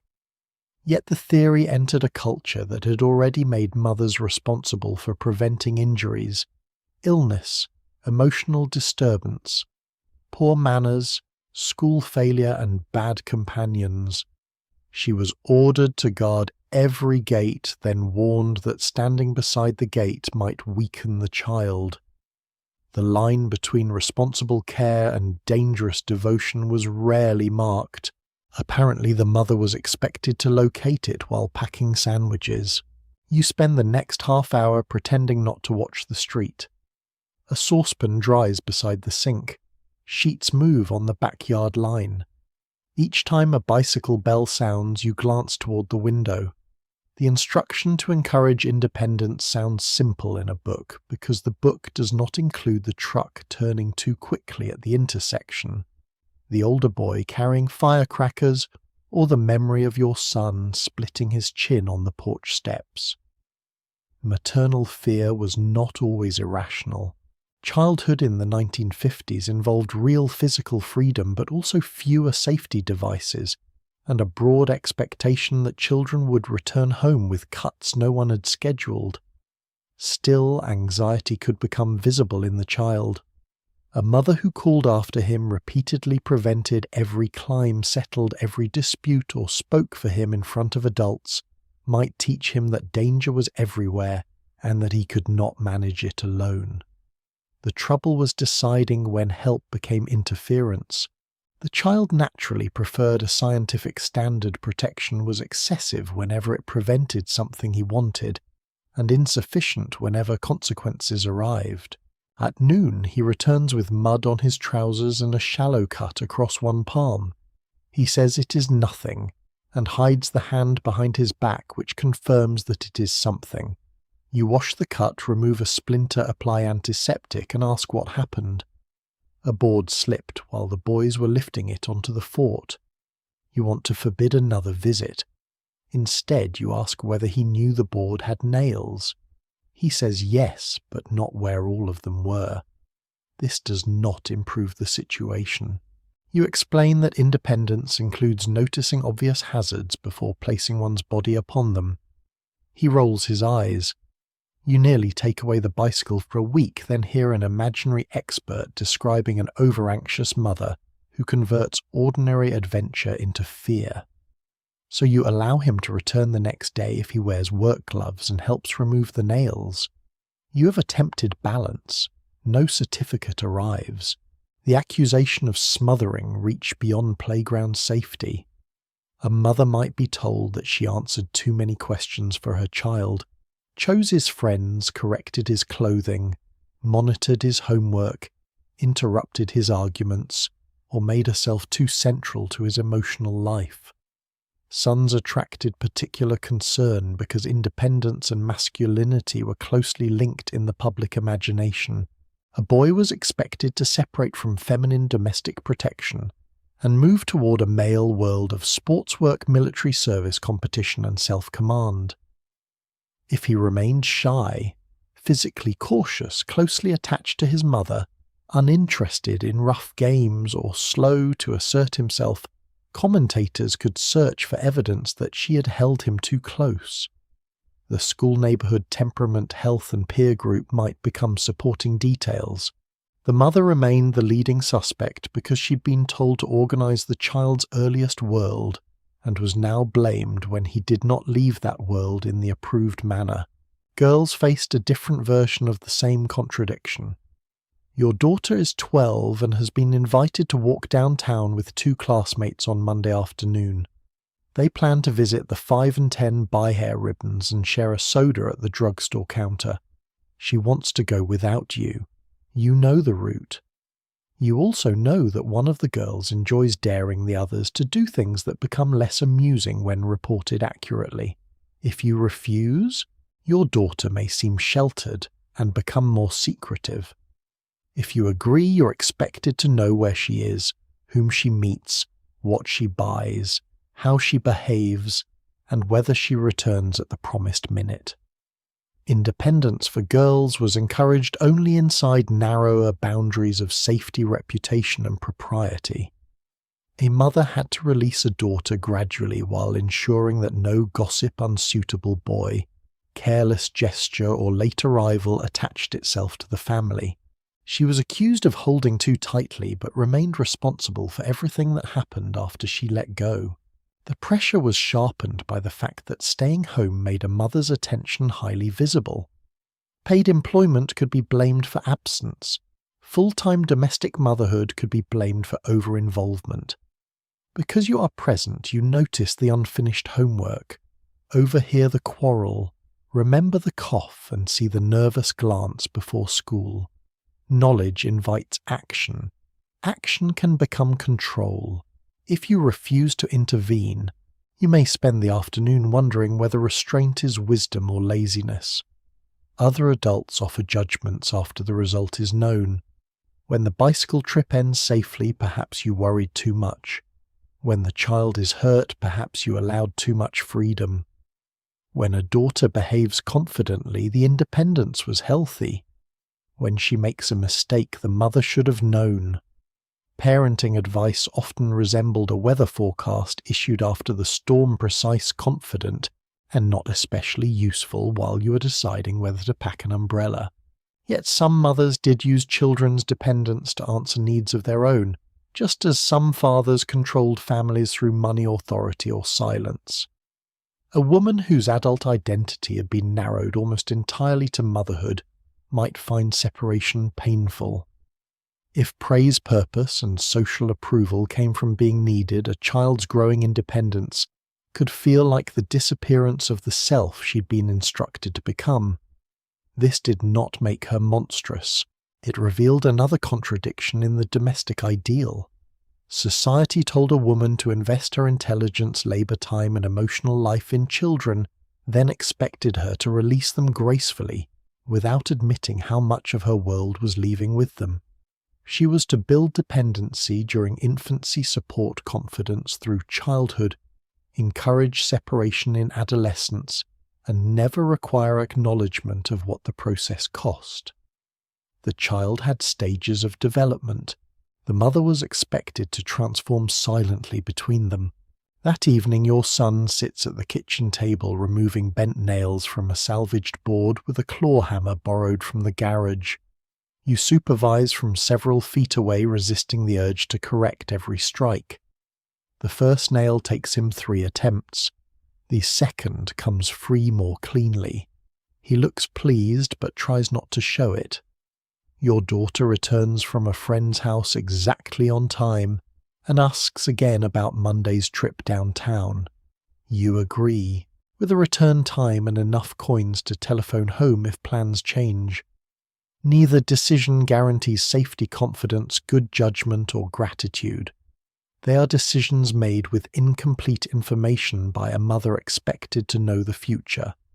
Later, after the children go upstairs, you see the bicycle leaning against the porch and the work gloves drying near the sink. Protection and freedom have not become opposites.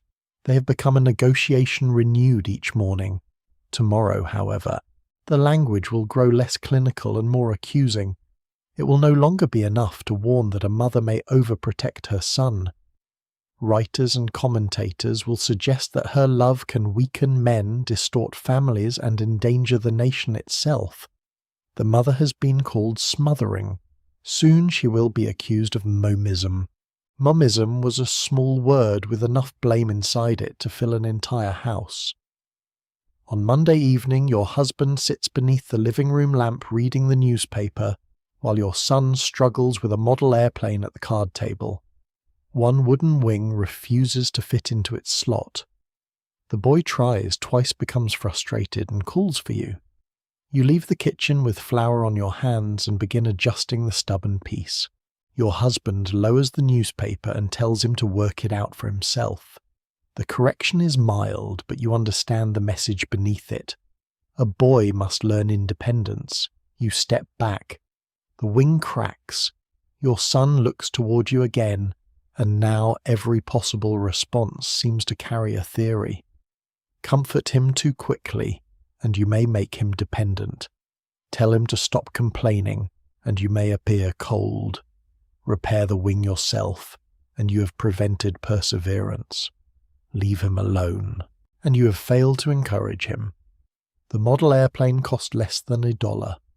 The emotional air traffic surrounding it is considerably more expensive. The word momism had been popularized by writer Philip Wiley in his 1942 book Generation of Vipers, a broad and furious attack on American life that reserved some of its sharpest language for the nation's sentimental worship of motherhood. Wiley argued that certain mothers use social reverence, emotional pressure, and control over their children to gain power inside families and communities. His portrait was deliberately provocative, not a neutral scientific description, but the label travelled because it gave a memorable name to an existing suspicion. The admired American mother could supposedly become something dangerous when devotion turned possessive and protection delayed adulthood. By the 1950s, Mum could represent apple pie, sacrificed church suppers, clean laundry, and dependable affection. She could also be blamed for raising sons who were timid, emotionally dependent, unable to make decisions, or reluctant to separate from home. Motherhood had been placed on a pedestal and then questioned about what it was doing up there. Psychiatric language gave the accusation additional authority. Edward A. Strecker, a prominent psychiatrist, published Their Mother's Sons in 1946 and warned about what he described as emotionally immature men shaped by mothers who failed to release them. Strecker connected his argument to concerns raised by men who experienced psychiatric breakdowns or were rejected for service during the Second World War, although the causes of military psychiatric disability were far more complicated than one relationship at home. Combat stress, earlier health conditions, poverty education, military conditions, and individual vulnerability did not disappear merely because a mother made an easier target. Yet the image was powerful, the adult man who looked physically grown but had not achieved approved emotional maturity with an overprotective mother supposedly holding the invisible cord. A national problem could now be explained through a private domestic failure. If a son could not withstand military or civilian pressure, someone might ask whether his mother had loved him incorrectly 20 years earlier. This argument placed mothers inside another impossible design. You'd been told that a child required warmth, security, stable care, careful attention, and protection from emotional harm. Now too much warmth could weaken him. You were expected to build confidence by remaining available, then prove the confidence was genuine by withdrawing at precisely the correct moment. When your son was an infant, responding to his cries demonstrated care. When he was 10, helping too quickly could demonstrate interference. By adolescence, asking where he was going might suggest possessiveness, although failing to ask could demonstrate neglect. He was supposed to know that home would always receive him without behaving as though he might ever need to return. The ideal mother opened the door, packed the lunch, treated the scraped knee, listened to the worry, encouraged the ambition, and then disappeared from the emotional photograph before anyone mistook her support for influence. The fear of momism was also a fear about masculinity. Post-war America expected boys to become men who could compete at work, lead households, make decisions, serve the nation, control emotion, and tolerate difficulty without appearing overly dependent. Mothers were asked to prepare sons for this world, even though much of that world was described as properly male, and therefore outside maternal experience. A father might introduce a boy to tools, sports, work discipline, or public authority. A mother managed the years of meals, illness, school routines, manners, clothing, comfort, and daily correction that made those later lessons possible. Then if the son remained attached to her or showed qualities adults considered insufficiently masculine, her influence could be declared excessive. The father's distance might be interpreted as necessary seriousness. The mother's closeness became evidence. No one seemed eager to ask whether a boy clung to his mother because his father was unavailable, frightening, exhausted, frequently absent, or simply permitted to remain emotionally peripheral. At the dinner table, the theory enters family life without anyone naming the books behind it. Your son refuses to attend baseball practice because the other boys laugh when he misses the ball. Your first instinct is to ask what they said and whether the coach noticed. Your husband tells him that avoiding the field will only make the problem worse. He may be right. The boy needs opportunities to endure embarrassment and discover that one failed catch does not end a life. But when you suggest that his father practice with him first, the responsibility bends toward you again. Have you been making excuses for him? Do you protect him from every unpleasant experience? Are you allowing sensitivity to become weakness? You look at the child pushing peas around his plate and wonder how much discomfort develops character. The approved quantity is apparently enough to strengthen him, but not enough to damage him. Administered by a mother whose measurements will be evaluated years later. The label also ignored the material reasons a mother might hold a child close. Some had lost infants or lived through dangerous births, illness accidents, economic instability or wartime separation. Some raised children in neighborhoods where discrimination or violence made caution necessary. Black mothers preparing sons for segregated America could not treat public independence as an uncomplicated adventure. They had to teach confidence alongside vigilance, dignity alongside the knowledge that ordinary boyish behavior might be judged more harshly when the boy was black. Immigrant mothers might protect children navigating an unfamiliar language or a hostile community. Mothers of children with disabilities or chronic illness could appear over-involved to outsiders who did not understand the daily risks. A theory developed around a narrow ideal of white middle-class family life could classify necessary protection as pathology when applied carelessly beyond it. The professional observer saw a mother standing too near. He did not always see what she knew was approaching. And then there was the mother's own life, the subject the accusation tended to simplify.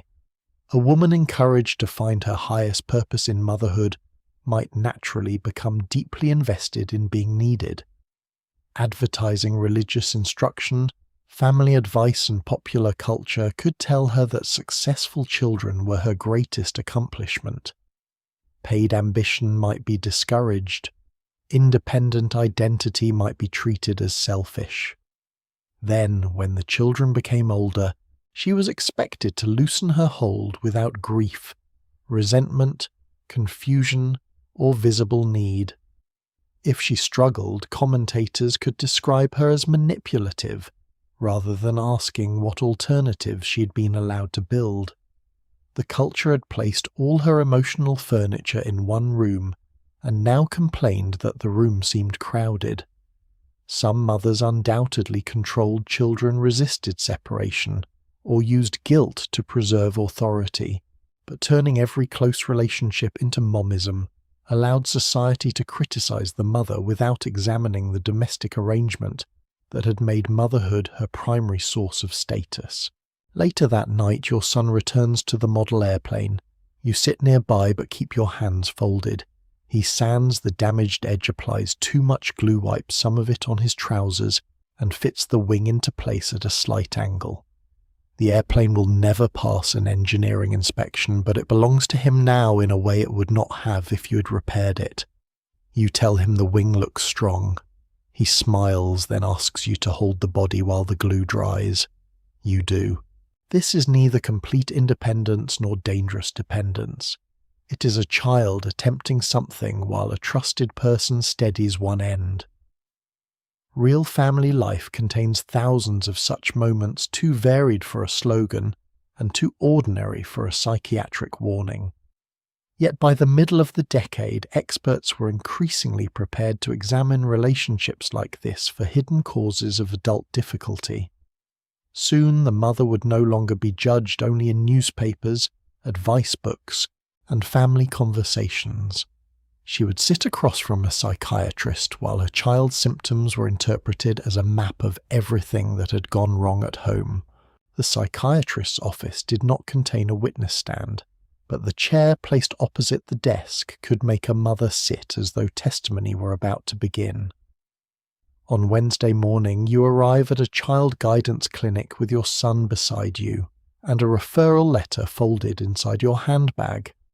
The school has described fighting restless attention, unfinished work, and a tendency to argue when corrected.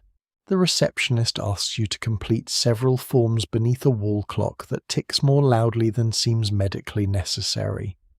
When did he begin walking? Was the birth difficult? Did he sleep well as a baby? Was toilet training troublesome? How did he respond when his younger sister was born? Did you nurse him? How long was he fearful of strangers?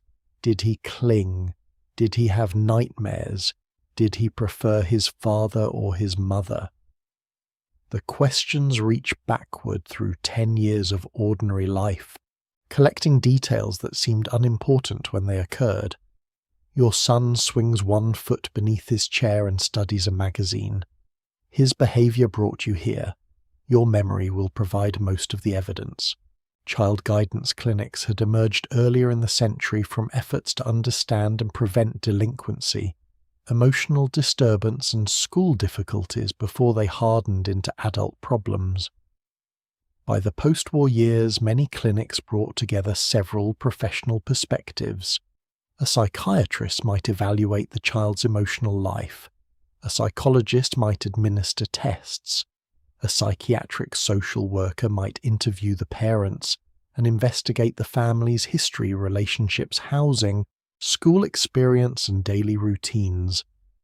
This team approach could offer something families had rarely received time to look beyond punishment and ask why a child behaved as he did. A boy who fought might be frightened, ashamed, confused, struggling in class, or reacting to conflict no adult had noticed. A girl who refused school might be suffering rather than simply disobedient. The clinic promised understanding, yet understanding often began with the assumption that a child's symptoms had grown inside relationships, and the relationship examined most closely was usually the one with the mother. A social worker invites you into a smaller room while your son is taken elsewhere. She speaks gently and writes quickly. Tell me about the pregnancy. Tell me about his infancy. Tell me about your marriage. Tell me how discipline is handled. Tell me whether your husband is affectionate. Tell me whether you worry easily. You try to answer honestly, but honesty changes shape when every statement may become part of a case history. If you admit that your husband works late, will the family appear emotionally distant? If you mention arguments about money, will they become the source of your son's anger? If you say you were exhausted after his birth, will that explain why he sometimes seems insecure? If you describe him as difficult from infancy, will you sound rejecting? You begin editing yourself without meaning to. The truth is that he was both loved and difficult. You were both patient and impatient. The marriage is both dependable and strained by ordinary things. Human life insists on using both hands. The form seems to prefer one box. In another room, your son sits at a low table with blocks, paper crayons, toy animals, and several dolls representing a family. The clinician asks him to draw a house. She observes which figure he chooses, how he arranges the rooms, whether the door is open, who appears in the picture, and who is missing. He draws the chimney too large because he likes trains and smoke. He leaves out his sister because she annoyed him at breakfast. He gives you enormous hands because you were holding a mixing bowl when he last saw you. Every mark may be ordinary, meaningful, or both. Play and drawing could help a child express feelings he lacked the words to explain, particularly when adults had previously responded only to the misbehavior. But interpretation carried risk. A toy father placed at the edge of a dollhouse might suggest distance, or it might be the only place where the figure would stand upright. The child plays. The adults search for structure. A wooden family can become surprisingly burdened before noon. When you and the psychiatrist finally meet, he does not announce that you have caused the problem.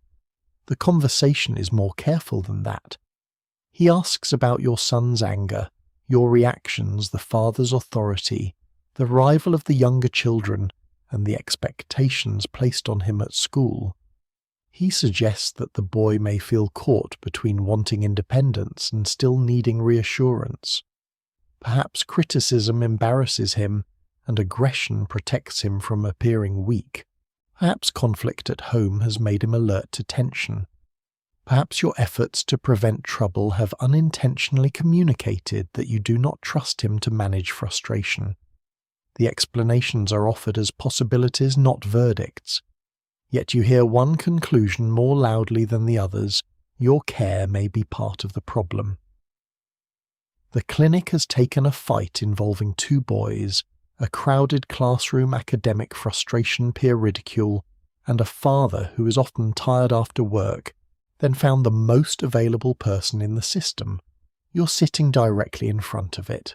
The father's role is discussed, but his absence from the appointment makes him strangely difficult to examine. He could not leave work, which is considered practical. You could leave the house because your unpaid labour can apparently be postponed without consequence. The psychiatrist asks whether your husband spends enough time with the boy. You say he tries. They sometimes repair things in the garage, though impatience enters when tools are mishandled. He believes boys should learn not to complain. The clinician makes a note. Later advice may be given to the father, but you will probably be the one expected to carry it home, explain it accurately, and persuade him to follow it without making him feel criticized. Even the father's therapeutic participation becomes another maternal assignment. You're not only the patient's mother now, you're the clinic's messenger, home observer, behavioral recorder, and unofficial assistant practitioner. This focus on family relationships was not entirely misguided. Children do live inside relationships, and their distress can be shaped by criticism, fear, inconsistency, rejection, conflict, or silence. Earlier generations had often treated difficult children as simply bad, weak-willed, or deserving of harsher discipline. Child guidance offered an alternative behavior might communicate something. Parents could change patterns. Families could become part of treatment rather than merely the location to which a corrected child was returned. Some clinicians paid serious attention to poverty school conditions, illness housing, neighborhood danger, and the pressures affecting every member of the household. The developing field of family psychiatry would increasingly consider interaction among several people rather than searching for one defective individual, but the path toward a broader family view often passed through a narrower habit. Because mothers provided most daily care and most clinic histories, they became both the richest source of information and the easiest source of blame. For mothers outside the white middle-class ideal, the examination could become even more severe. A working-class mother might be told that the home lacked emotional consistency when the actual problem included rotating shifts and unstable wages. An immigrant mother's protective habits might be interpreted without understanding the dangers or losses that shaped them. A black mother could enter a clinic after her child had endured segregated schooling, racist treatment, unequal resources, and harsher discipline, only to hear the child's anger discussed primarily as a disturbance within the family. Institutional conditions were large, distant, and politically uncomfortable. Maternal personality was close enough to interview. The mother could be described as anxious without asking what had taught her to anticipate danger. She could be called controlling without examining how little control the wider world permitted her. Psychological language sometimes revealed hidden pain. It could also relocate social injury into one woman's temperament. The psychiatrist recommends several appointments. Your son should return for evaluation and perhaps regular sessions. At home, you should reduce arguments, offer choices where possible, avoid questioning him immediately after school, and allow him to experience manageable consequences. These suggestions sound reasonable. You write them down. You're relieved that no one has declared him hopeless, and grateful that an adult has recognized embarrassment beneath the anger. Still, the advice follows you out of the building like another report card. On the bus home, your son asks whether the doctor thinks he's crazy. You tell him no.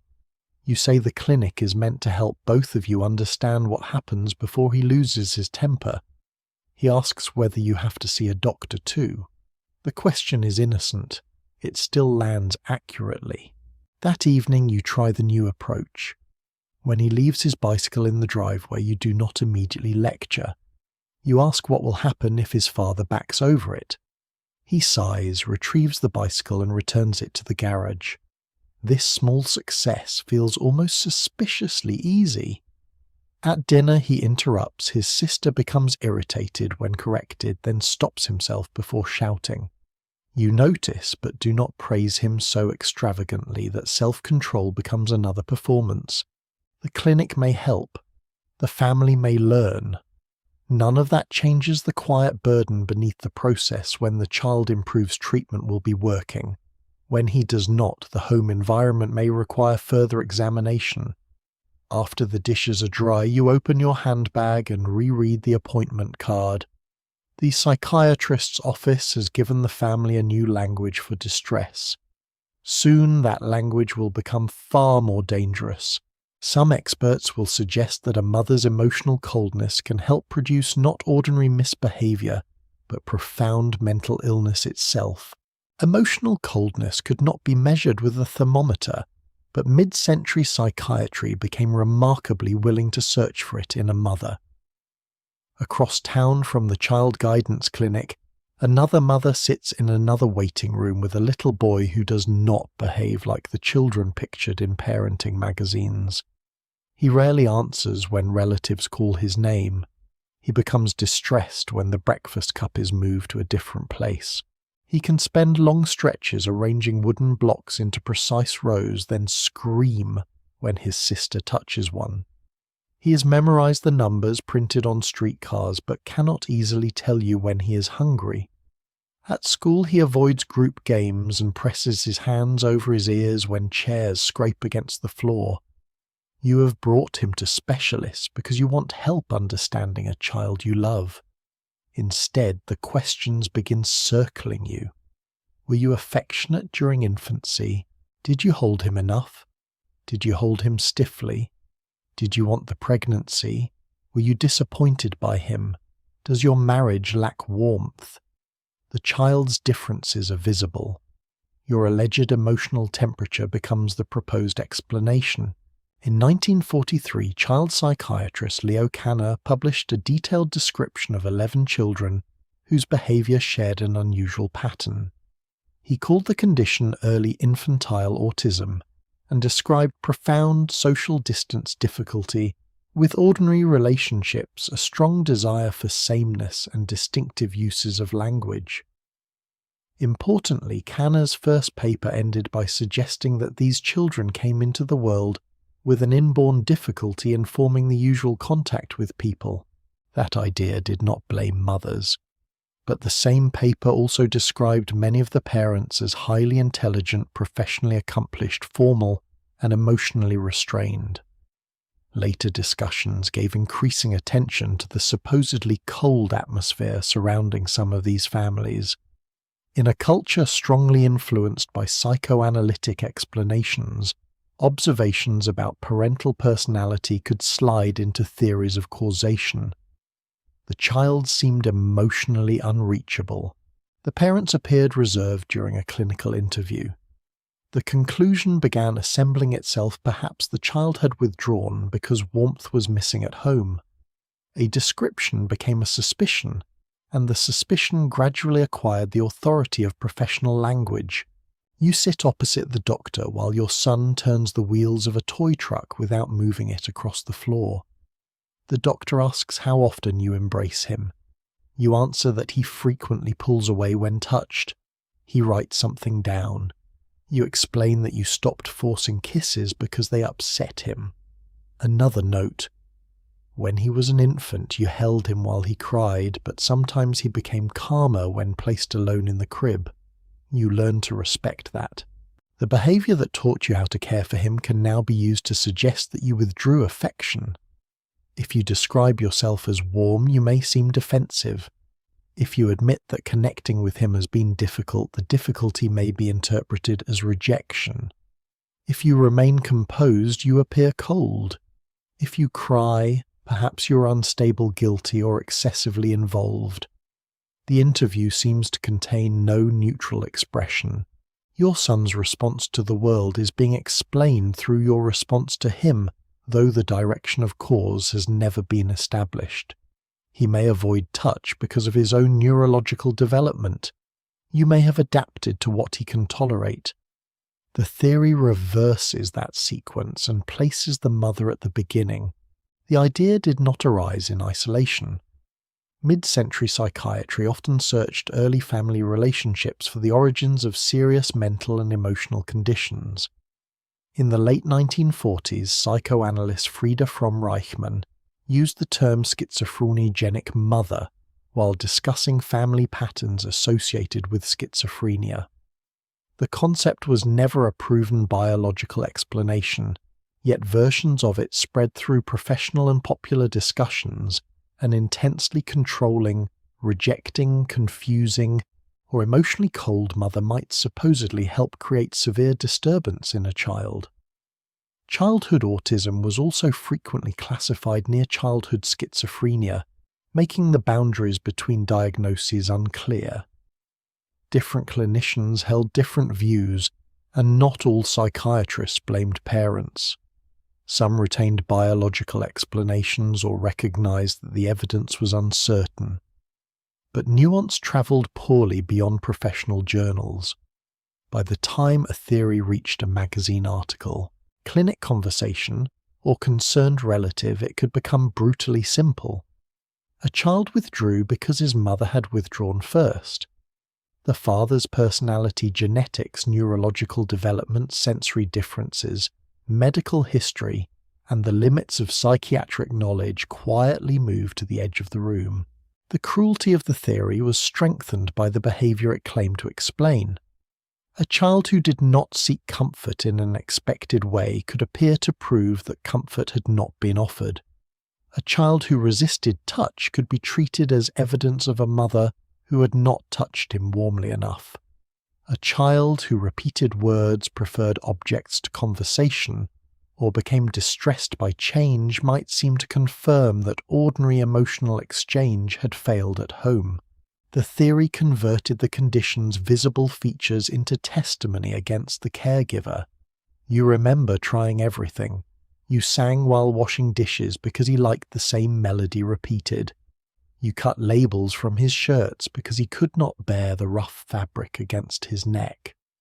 You learned which foods he would eat, which sounds frightened him, and which routes allowed you to reach the grocery store without passing the construction site. None of this resembles emotional indifference. It is intimate knowledge acquired through attention. Yet because your care does not look like the cheerful embrace in an advertisement, an observer may fail to recognize it as care. The mother is accused of not reaching the child by people who have spent 40 minutes with him. At home, the theory follows you into every room. When your son sits apart during a birthday party, another mother watches you more closely. When he becomes distressed in church, relatives suggest that greater firmness might help. When you leave early to prevent the distress from worsening, someone wonders whether you indulge him. You begin performing warmth for witnesses touching his shoulder, even when you know he dislikes it, speaking with exaggerated brightness, and arranging family activities that photograph better than they feel. The pressure does not help him. It merely ensures that you are acting for two audiences: the child whose needs you are trying to understand, and the adults who may interpret your adaptation as failure. Your husband is concerned, but the theory rarely gives his emotional manner equal weight.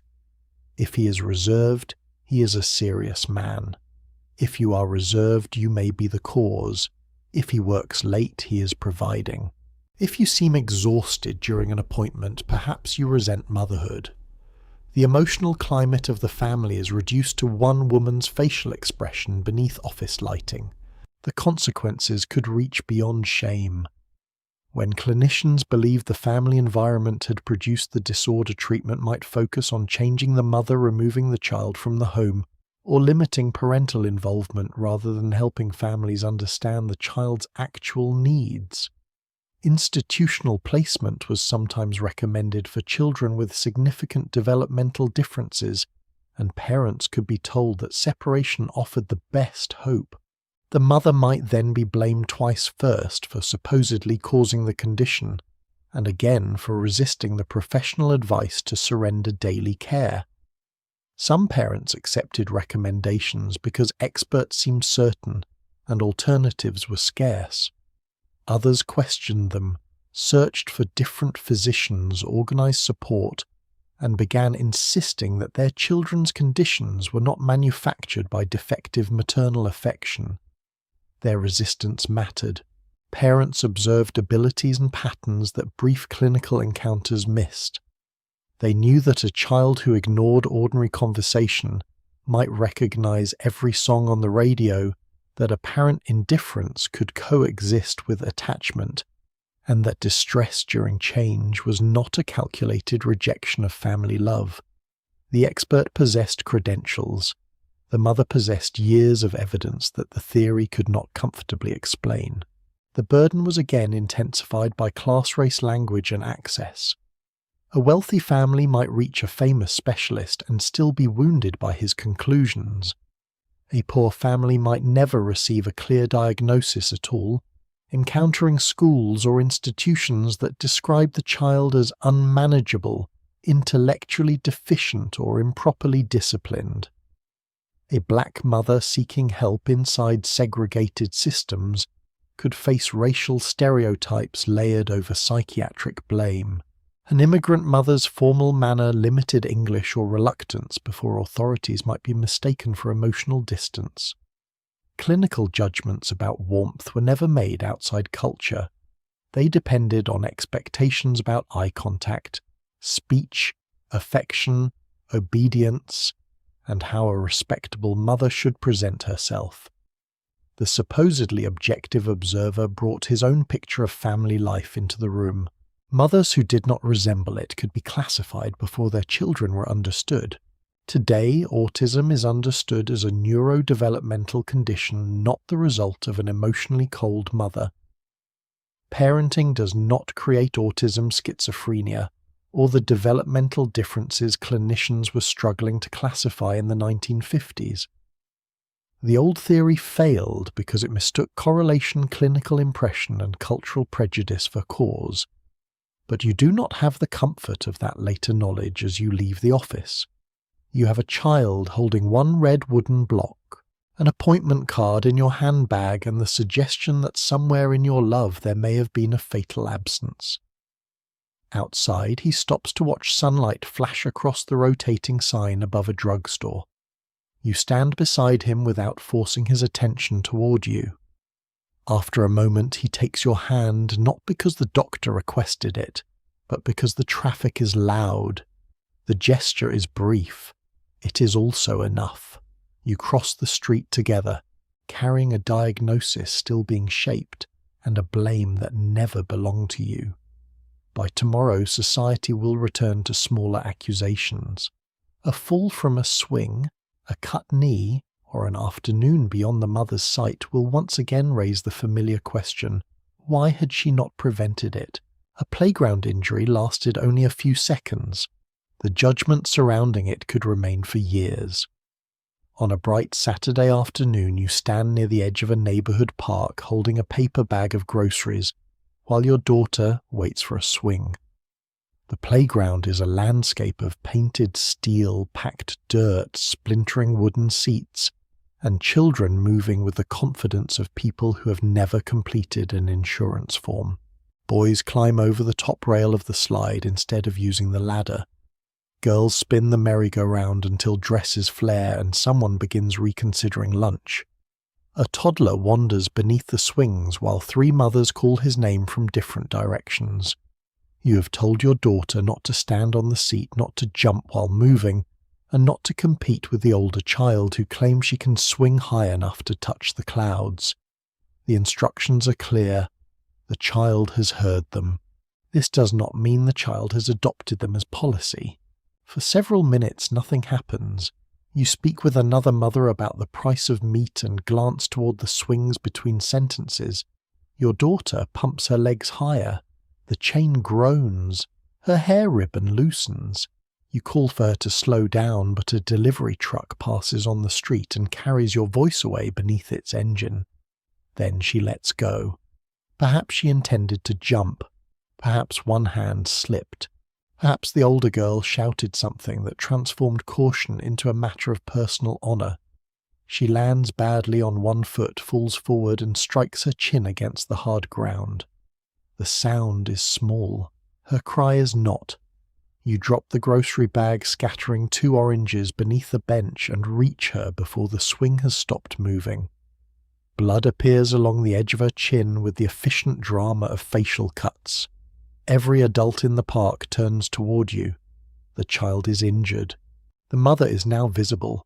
You kneel in the dirt, press a clean handkerchief against the cut, and ask whether she feels dizzy. She cries that her ankle hurts.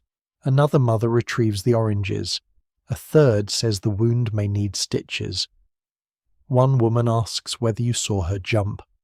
The question is practical, but it carries a second meaning. If you saw, why did you not stop her? If you did not see, what were you doing? You explain that you had warned her and looked away for only a moment. The phrase "only a moment" has ended many maternal defenses before they properly began. A careful mother was expected to maintain continuous awareness while carrying groceries, supervising siblings, answering questions, settling arguments, and allowing enough freedom that her children did not become fearful. You'd been told not to smother them. Now your daughter lies crying beside a swing, and everyone suddenly remembers the value of hovering. Childhood injuries were common because childhood involved motion curiosity, immature judgment and equipment, built in an era less preoccupied with padded surfaces and guarded edges.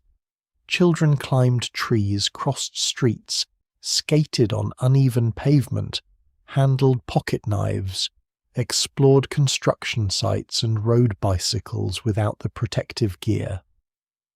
Later generations would consider ordinary.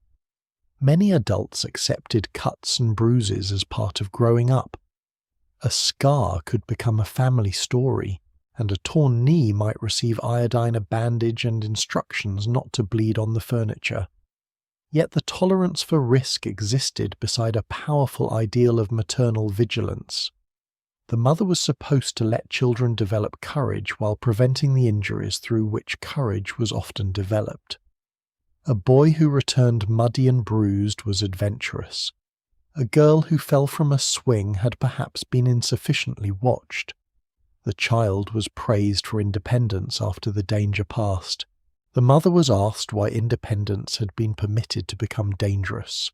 At the doctor's office, your daughter sits on an examination table with a white cloth pressed beneath her chin. Her ankle is sore but not broken. The cut will need several stitches. The doctor asks how it happened. Your daughter says she jumped from the swing because another girl had done it. You look at her. She looks at the floor. The explanation is wonderfully complete and entirely useless. The nurse asks whether she lost consciousness and whether she'd eaten lunch. You answer each question while holding your daughter's hand. No one directly accuses you. The physician has treated hundreds of ordinary accidents and probably understands that children can defeat reasonable precautions in less time than it takes to turn one's head. Still, you hear the questions as an evaluation. Was an adult present? How long did she cry? Why were the groceries at the park? Had you noticed the loose ribbon? Maternal guilt does not require an official charge. It can construct a courtroom from routine medical questions and furnish it before the stitches are complete. When you return home, the injury enters family mythology. Your husband sees the bandage and asks what happened. Your daughter begins with the jump, but his attention shifts quickly to you. Where were you standing? Had you told her not to do it? Why was she allowed on the swing if the older children were behaving recklessly? You answer more sharply than intended. You were 6 yards away. You had warned her. You cannot tie a 10-year-old to a bench. He says he is not blaming you. A phrase commonly introduced just before blame receives more detail. His concern is real. Seeing his child hurt frightens him, and fear often searches for a decision that could have prevented the event. Because you made most daily decisions, the search arrives at your feet. If he'd been present, perhaps he would have stopped her. Perhaps he would have been speaking to another father and missed the same moment. That alternative remains theoretical. Your failure has a bandage. The injury also produces advice. Your mother says children must learn the hard way, then asks why you did not insist she leave the swings earlier. A neighbour recommends stricter obedience. Another says too many warnings make children ignore danger. The school nurse, when your daughter returns on Monday, suggests avoiding strenuous play until the stitches are removed. Your daughter tells her classmates the story with increasing excitement, and by lunchtime the fall has acquired greater height, speed and public significance. She's becoming the heroine of the accident. You remain its administrator. You change the dressing watch for swelling, remind her not to touch the stitches, arrange transportation, and write a note excusing her from physical education. The child receives sympathy. The mother receives follow-up tasks. This division is so ordinary that no one remarks upon it. For some mothers, the standard of prevention was harsher because institutions already viewed them with suspicion.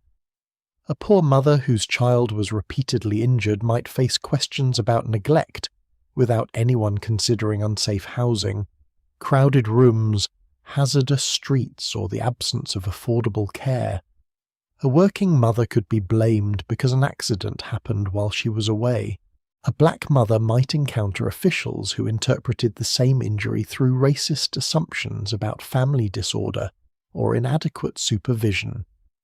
Rural children faced farm machinery animals, open water, and long distances from medical help, while their mothers were expected to combine child supervision with work that could not simply stop. Safety was never distributed equally. Neither was blame. The respectable middle-class mother was expected to prevent injury through attention. Mothers with fewer resources were expected to perform the same miracle, while living among more dangers and receiving less sympathy when the miracle failed. 3 nights later, you sit beside your daughter's bed while she traces one finger around the edge of the bandage. She asks whether the scar will show. You say it may leave a small line and remind her that she was fortunate. Then you ask what she'll do next time someone dares her to jump. She says she will not do it, though the speed of the answer suggests that future conditions remain negotiable. You do not tell her that you have replayed the fall every night, changing your position in the scene, turning toward her sooner, leaving the grocery store later, refusing the park entirely. The mind can prevent any accident after it has happened. Real life offers no such generous schedule. By Sunday morning, the cut has begun to heal. Your daughter dresses carefully for church, choosing a hat with a brim that nearly hides the bandage. You straighten her collar and remind your son not to ask loudly whether the stitches look worse in daylight. The family leaves the house polished enough to suggest that the week has remained under control. Inside the church, however, the children will sit in a row where every whisper, restless foot, misplaced hymn book, and poorly timed question can be observed by relatives, neighbours, and women who have already heard about the swing. The playground judged your ability to keep a child safe. The church pew will judge whether you have taught that child to behave as though no injury, boredom, sibling irritation, or natural impulse could disturb the dignity of Sunday morning. Sunday manners began long before the family reached the church pew.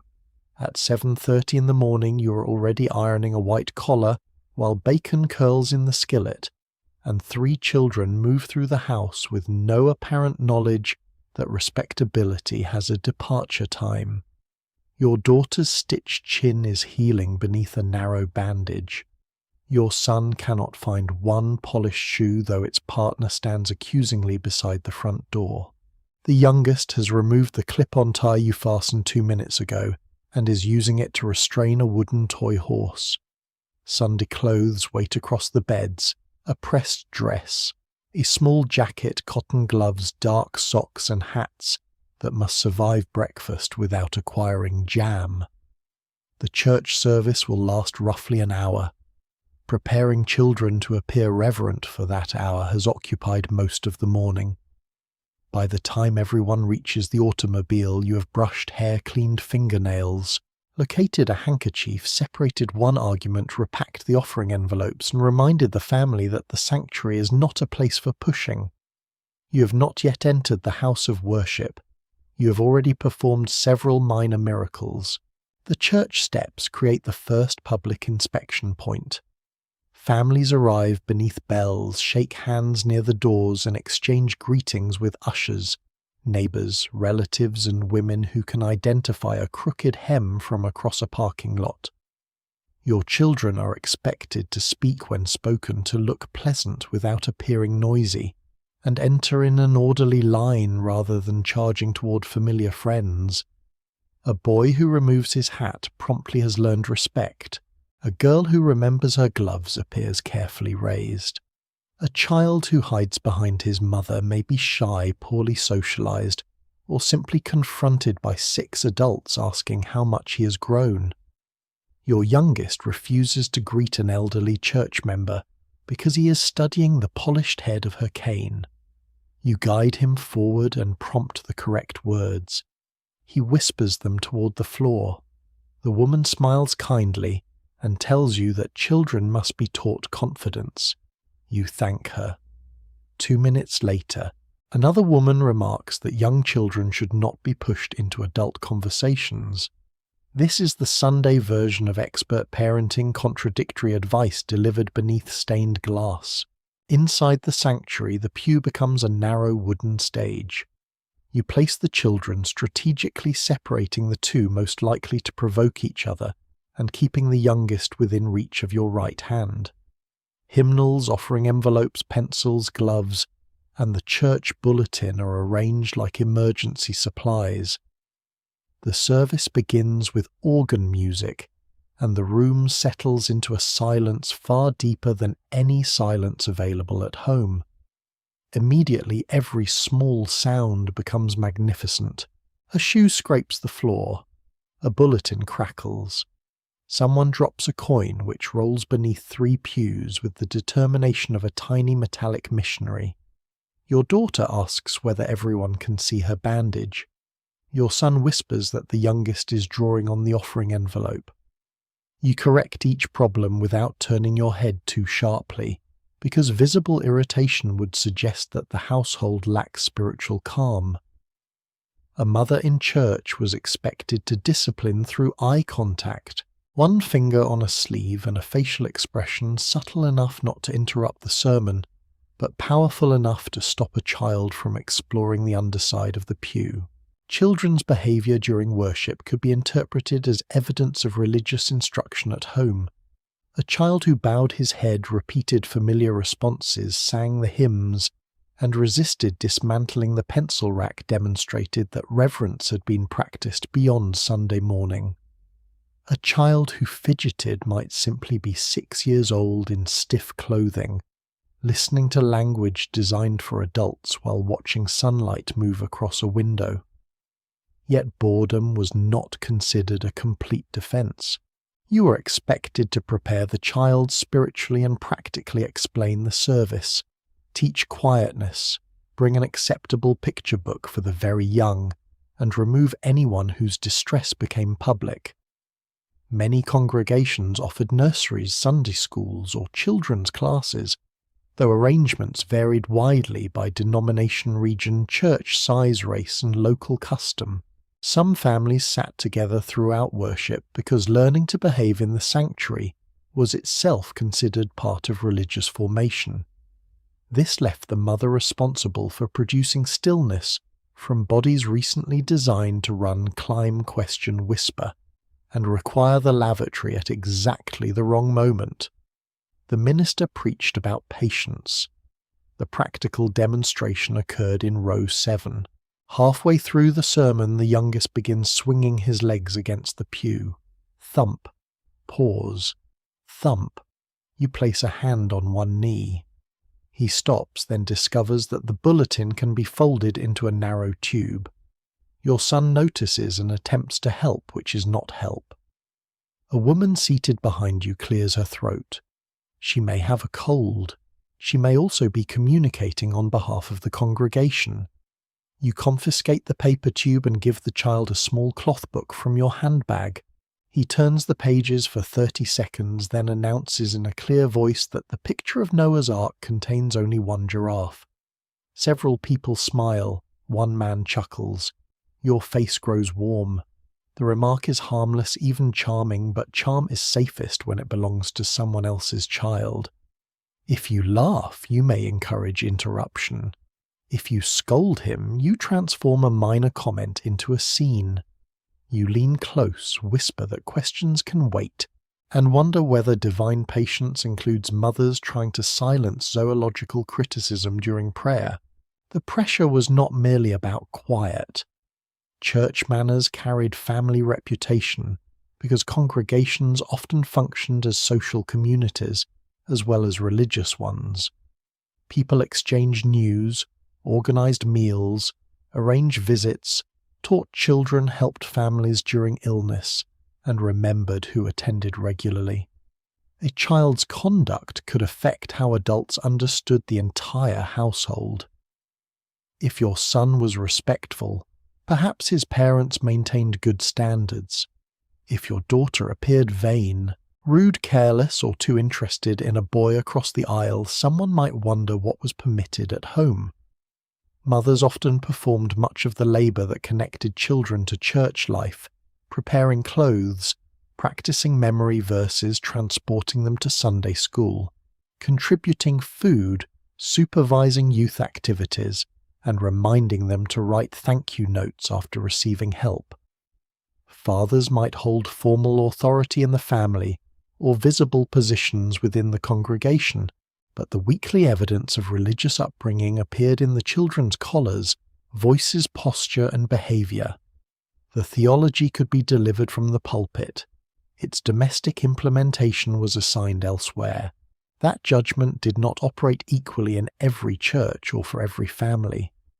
Black church women often carried extensive responsibilities within congregations that also served as centers of community organization, education, mutual aid, music leadership, and protection in a segregated society.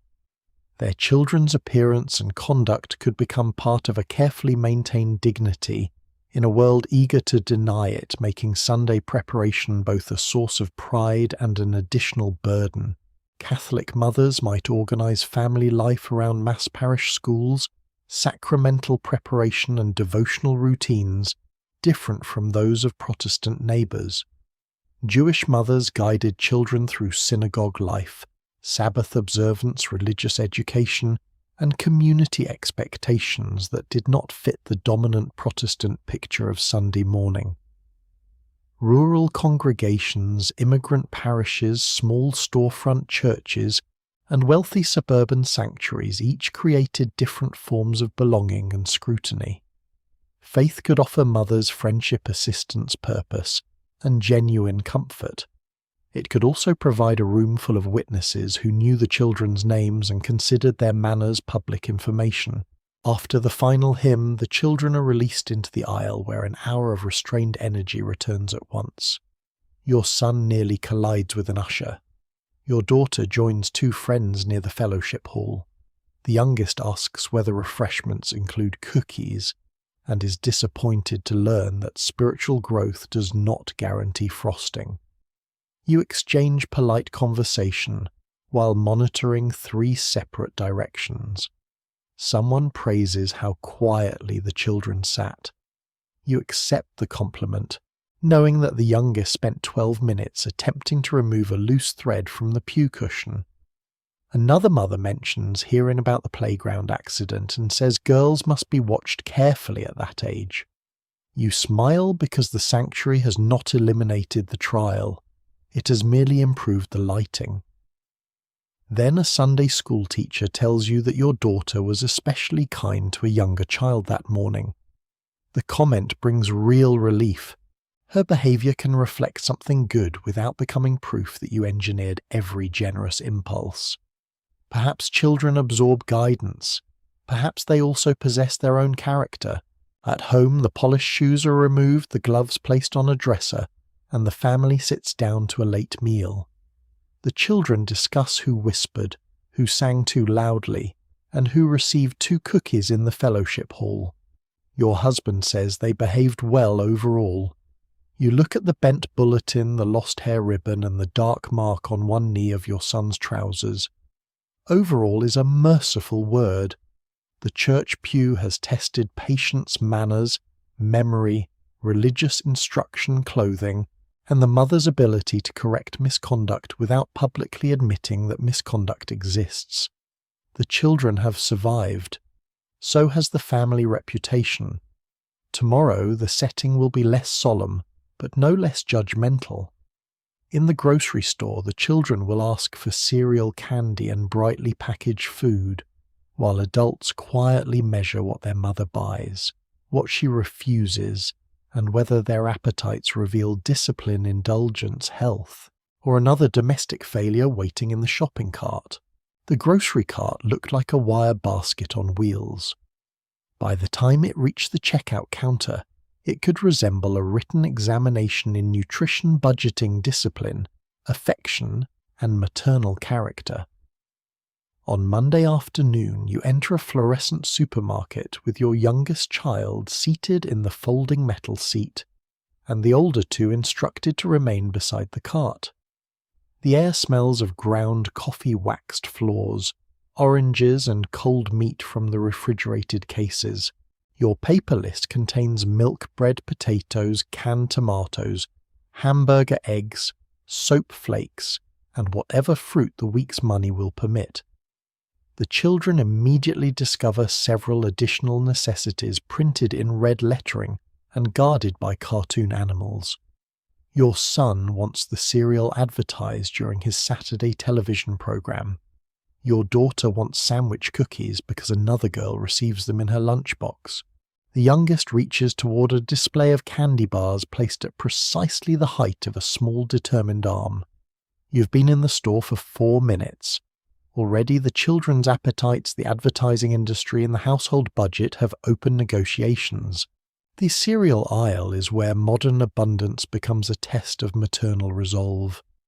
Boxes stand in bright rows promising energy, vitamins, convenience, excitement, and occasionally a small object hidden inside the package. Food companies had learned that children could influence what entered the family cart, especially as television programs, comic books, radio promotions, and colourful packaging carried advertisements directly into their world.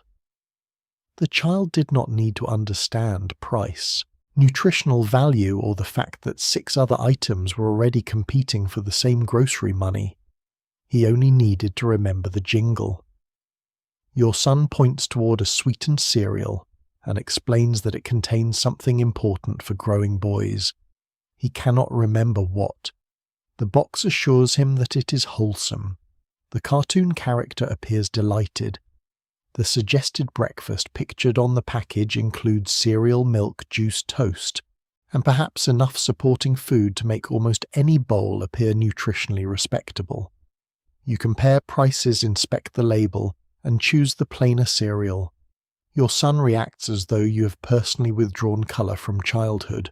Nutrition advice gave mothers genuine help while making the grocery cart more complicated.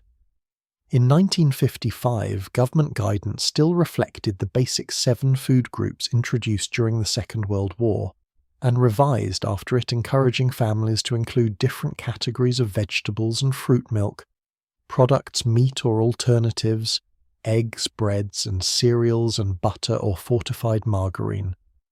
The guide was not a perfect measurement of every child's needs, but it provided an understandable framework in a world of expanding choices. School lessons, clinic pamphlets, magazines, and radio programs reinforced the idea that growing bodies required balanced meals. This could improve children's health. It also positioned the mother as the person responsible for converting national nutrition principles into 3 daily meals, while respecting cost-season availability, allergies, preferences, and a child's firm conviction that green beans had been created as punishment. The chart displayed 7 tidy groups. It did not explain what to do when one child refused eggs, another disliked milk, and the grocery budget had already developed emotional problems of its own. A child's appetite created danger in both directions. If your daughter ate very little, relatives might wonder whether you prepared attractive meals, maintained regular hours, or allowed too many snacks. If your son wanted a second helping, someone might warn that he was becoming heavy. A thin child could be described as poorly nourished. A larger child might be treated as evidence of indulgence. Mothers were encouraged to make food pleasant without bribing, to offer variety without wasting money, to avoid forcing a child while somehow ensuring that the plate was eventually cleared. The instructions became particularly strained at the dinner table. Eat what is served taught gratitude and discipline. Do not create a struggle over food-protected emotional well-being. Children need proper nutrition required results.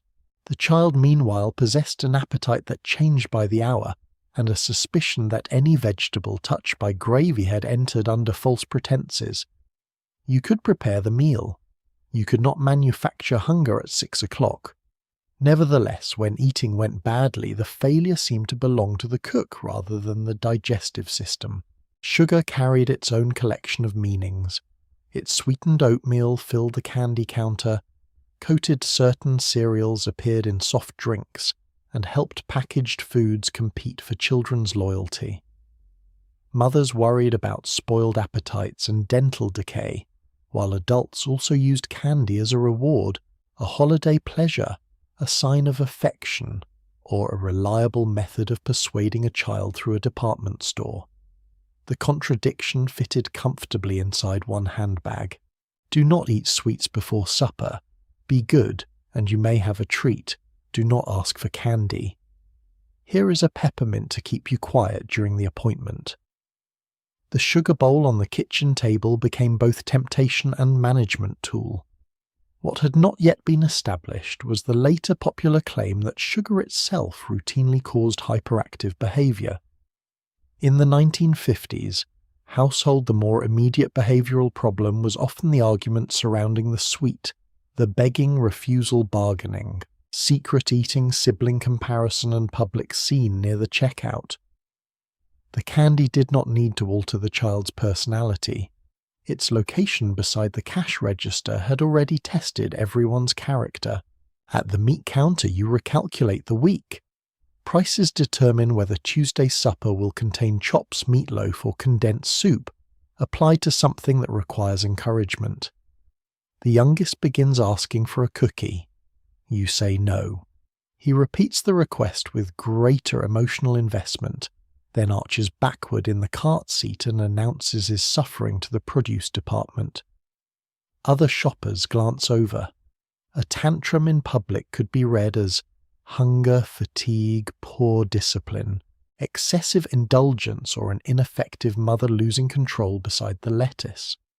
You speak quietly, remove his hand from the candy he has somehow acquired, and continue pushing the cart. Giving him the cookie would end the noise and possibly confirm that noise works. Refusing it preserves the principle while allowing the entire store to participate in its enforcement. A man selecting apples smiles sympathetically. An older woman says children behaved better when mothers were firmer. Her cart contains no children, giving her a decisive tactical advantage. Food judgment continued at school. The National School Lunch Act of 1946 had established a permanent federal program intended to support children's nutrition and make use of agricultural commodities, although the meals facilities participation and resources varied among communities. A child might eat a hot lunch at school, carry a metal lunchbox, or bring a paper bag packed at dawn. Whatever the arrangement, the mother's choices remained visible. Teachers and nurses could notice the child who arrived without breakfast, traded away his sandwich, refused milk, or seemed tired before noon. These observations might identify real need, but they could also become simplified conclusions about the home. A working mother might rely on the school meal and be accused of convenience. A poor mother might pack repetitive food because repetition was affordable, not because she lacked concern. Black children attending segregated and underfunded schools could receive fewer resources while their families still faced judgment for unequal outcomes. Nutrition advice assumed that a mother could choose correctly. It did not always acknowledge how many choices had already been removed by wages, discrimination, transportation, housing, or local supply. Back at home, the groceries spread across the kitchen counter like the results of an expensive campaign. The children ask again about the rejected cereal. You pour flour into a canister, place milk in the refrigerator, hide the cookies behind the canned beans, and begin preparing supper. Your son steals a carrot slice, and then objects to cooked carrots 40 minutes later, demonstrating that food preferences depend partly on whether the child believes the food was his idea. At the table, your daughter says she's not hungry. The youngest wants bread without crust. Your husband asks why the boy cannot simply eat what is placed before him. Everyone looks toward you, the person apparently holding jurisdiction over appetite. You encourage, refuse to bargain, permit one disliked item to remain, and insist that no alternate supper will be prepared. It is a reasonable compromise.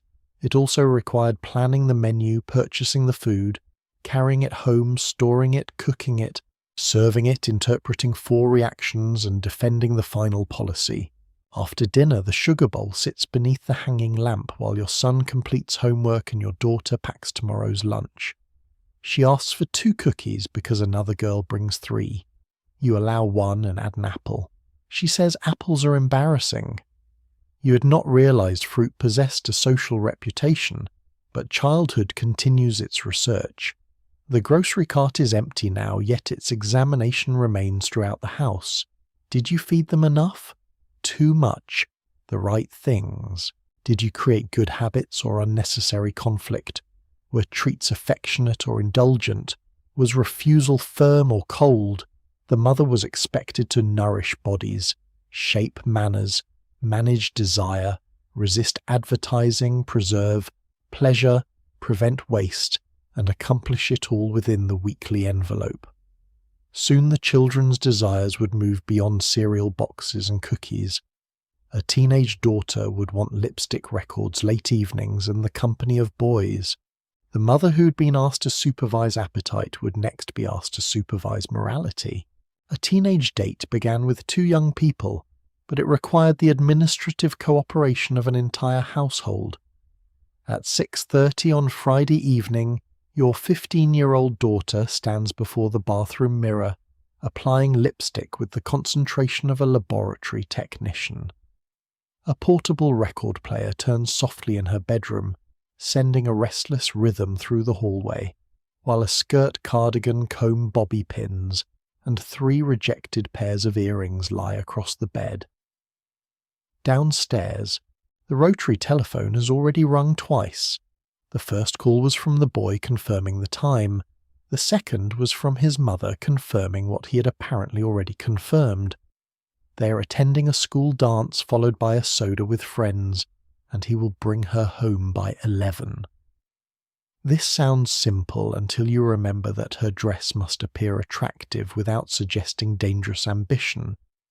The boy must seem confident without seeming fast, and the evening must feel romantic while remaining supervised by adults who claim not to be supervising it. Your daughter is preparing for a date. You are preparing to defend whatever the date may later be said to mean. The clothing inspection begins gently. You ask whether the neckline always sat that low. She says it has not moved. You suggest the cardigan.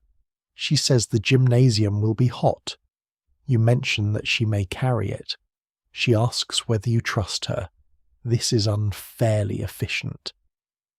The question converts a discussion about knitwear into a referendum on maternal love. You do trust her, but trust did not erase the rules surrounding a respectable teenage girl. Her appearance, laughter, posture, dancing, and willingness to be alone with a boy could affect how classmates and adults described her. A son who dated often might be admired for confidence. A daughter who attracted too much attention could acquire a reputation faster than anyone could establish what had actually happened. Mothers were expected to explain this double standard without sounding bitter, frightening, old-fashioned, or suspicious of every boy in town. You tell her that the cardigan is practical. She hears that her body has become public evidence. Both statements are true. The boy arrives at 7 in a jacket and carefully combed hair, carrying the expression of someone entering a home where every object may be evaluating him. Your husband asks about school sports and the condition of the automobile. You ask who else is attending, whether adults will be present, and where they intend to stop afterward. The boy answers politely. Your daughter looks at the ceiling. Before they leave, you repeat the curfew and give her coins for the telephone. She must call if plans change, if the car fails, or if she needs to come home without explaining why in front of other people. This final provision matters, though no one lingers over it. Mothers could be moral guards, but they were also often the first person a frightened daughter contacted when morality had failed to protect her from pressure, humiliation, or danger. The public role demanded strictness. The private role required creating a door through which the child could return. The evening's music made adults especially uneasy because rock and roll seemed to place youth movement, race desire, and commercial independence inside the same 3-minute record. Teenagers heard rhythm and excitement. Many adults heard loosened bodies, weakened authority, and a culture moving faster than parental approval. The music drew heavily from black rhythm and blues gospel and blues traditions, while white performers and record companies often gained broader access to segregated markets and national attention. Young listeners did not need a lecture on cultural change to feel that the sound belonged to a world more energetic than the living room. They heard it on radios, jukeboxes, records, television programs, and through bedroom doors adults could close but not fully seal. A mother might dislike the music, tolerate it secretly, enjoy parts of it, or simply wish the volume would stop shaking the lamp. Whatever her opinion, she was expected to decide whether the rhythm encouraged dancing rebellion in proper company, or only a harmless need to move before homework. At the school dance, your daughter enters a gymnasium decorated with crepe paper and folding chairs. Teachers and parent volunteers stand along the walls, attempting to appear casual while observing everything. The girls cluster together first. The boys pretend not to notice them. Then a record begins and the distance collapses into movement. Some couples dance apart, others move closer, and every adult develops a private measurement of how close is too close. The rules vary by community. School religion, race and class, but respectable dating generally required limits. Public settings, known companions approved hours and enough adult presence to discourage the evening from becoming more private than advertised. The mother had helped arrange the dress, approved, the boy set the curfew and supplied emergency coins. She was not in the gymnasium. Her responsibility had somehow arrived before her. At home you try to read while listening for the telephone. Your husband says 11 means 11 and returns to the newspaper. You know that 11 is not merely a time, it is a test of the boy's reliability, your daughter's judgment and your ability to enforce consequences without driving romance underground. At 10:40, you begin hearing automobiles that are not theirs. At 10:52, headlights sweep across the curtains, then continue down the street. At 11, the mantel clock sounds with offensive clarity. At 11:03, the correct car stops outside. 3 minutes is not a moral catastrophe. It is also enough time for every warning about teenage behavior to assemble in the front hall. Your husband looks toward you because apparently you control both the curfew and municipal traffic. You decide to wait until your daughter has entered before determining whether civilization requires punishment. She comes through the door at 11:05, flushed from dancing and annoyed before anyone has spoken. The group stopped for sodas. One girl could not find her purse. The boy drove carefully. Nothing happened. That final phrase suggests she understands exactly what you feared and resents being required to say it. You ask whether she enjoyed herself. She did. You ask why she did not telephone. She says 5 minutes did not seem important. You explain that keeping the agreed time builds trust. She says trust should survive 5 minutes. Both of you are discussing the clock, but the real subject is control over her growing life. You want her to become independent without learning through a mistake that cannot easily be undone. She wants freedom before she has acquired the experience adults claim freedom requires. The argument remains quiet because your husband is nearby, and the boy may still be sitting in the car. Respectability prefers its conflicts indoors. The moral burden placed on mothers became heavier when the possible consequences of dating were unequal. A boy's sexual experience could be minimized, joked about, or quietly admired. A girl faced damage to reputation, family conflict, school exclusion, pregnancy, and a social judgment that could follow her long after the boy's name disappeared from conversation. Schools, churches, advice columns, and families often emphasized female restraint because the penalties fell most visibly on girls.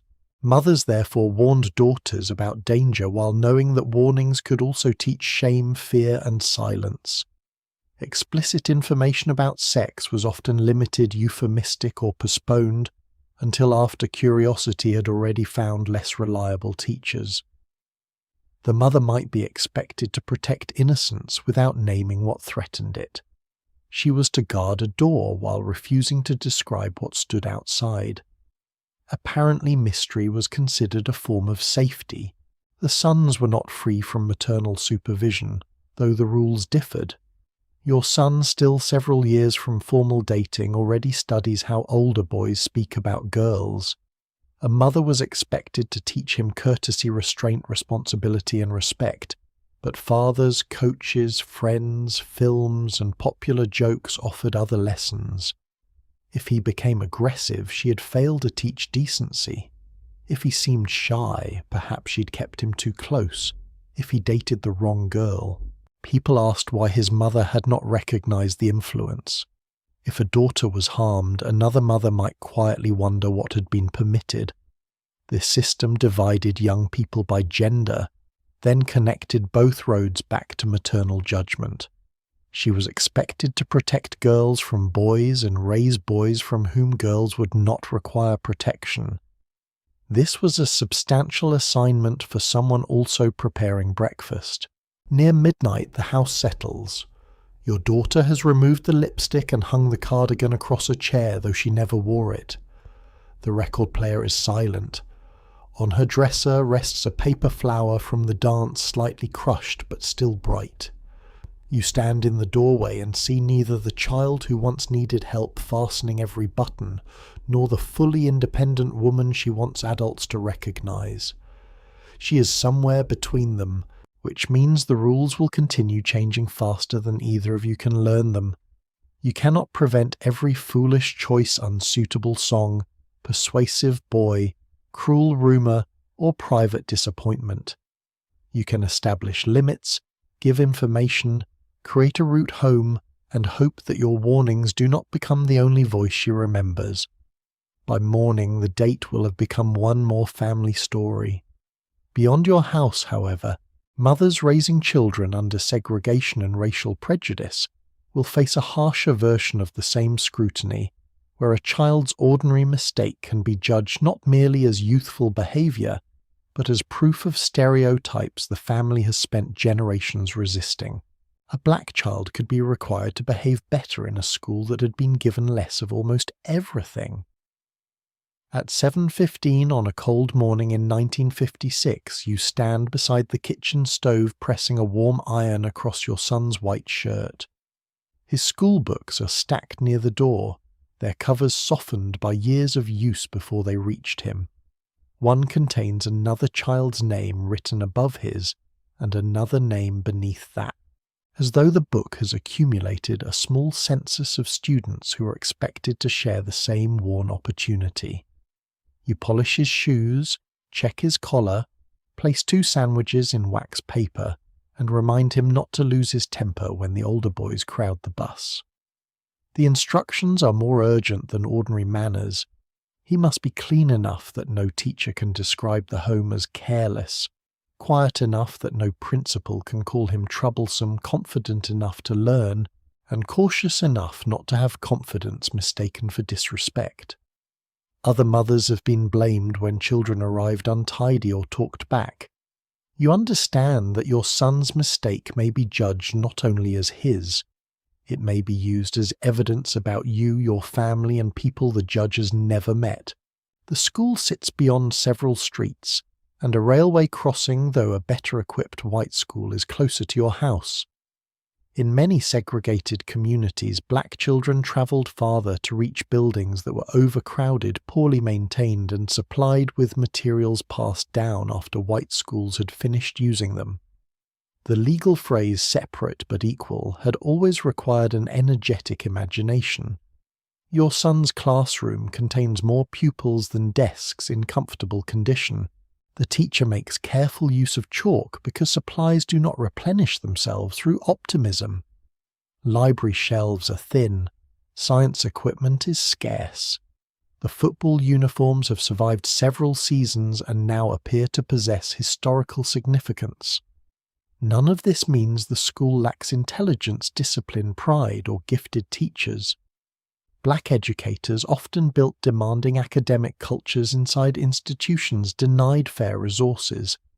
Parents raised money, repaired rooms, purchased equipment, and supplied what local authorities had neglected. But when a child struggled, officials could still look toward the home before looking toward the unequal system. The school received fewer books. The mother was asked why the boy did not read better. Your son's teacher invites you to meet after classes because his arithmetic work has slipped, and he's begun arguing when corrected. She's a black woman managing 36 children with a grade book, a few maps, and the calm voice of someone who cannot afford to waste authority. She knows the limits of the building because she works inside them.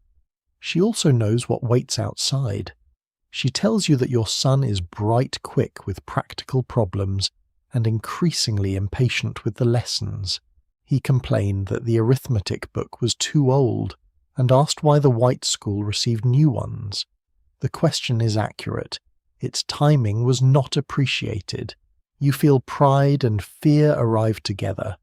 You do not want to train him to accept injustice as natural.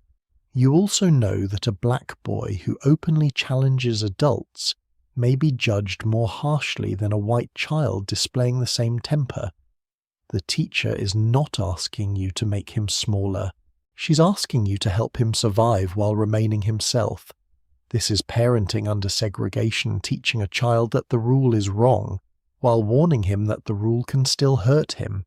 At home, the lesson becomes a careful conversation at the kitchen table. Your son says he is tired of receiving damaged books. He asks why politeness is required toward people who do not treat him fairly. You cannot answer with one of the cheerful phrases printed in childcare manuals. You tell him that courtesy and surrender are not the same thing. He may ask questions, but he must learn when, where, and how to ask them. He must not give an angry adult an excuse to describe him as dangerous. He says this is unfair. You agree. The agreement surprises him because children often assume adults created every rule they enforce. You explain that unfairness does not disappear merely because a family recognizes it. The conversation asks you to perform two opposite tasks: protect his sense of worth and prepare him for people determined to deny it. White mothers worried that a son's fight might damage his school reputation. A black mother could worry that the same fight would confirm a racial stereotype, invite harsher punishment, or follow him beyond the classroom. She was expected to raise a confident boy and then teach him exactly how much confidence the surrounding world might tolerate. The accusation of poor mothering could conceal the conditions surrounding the family. If a child was late after travelling a long route to school, the mother might be called disorganized.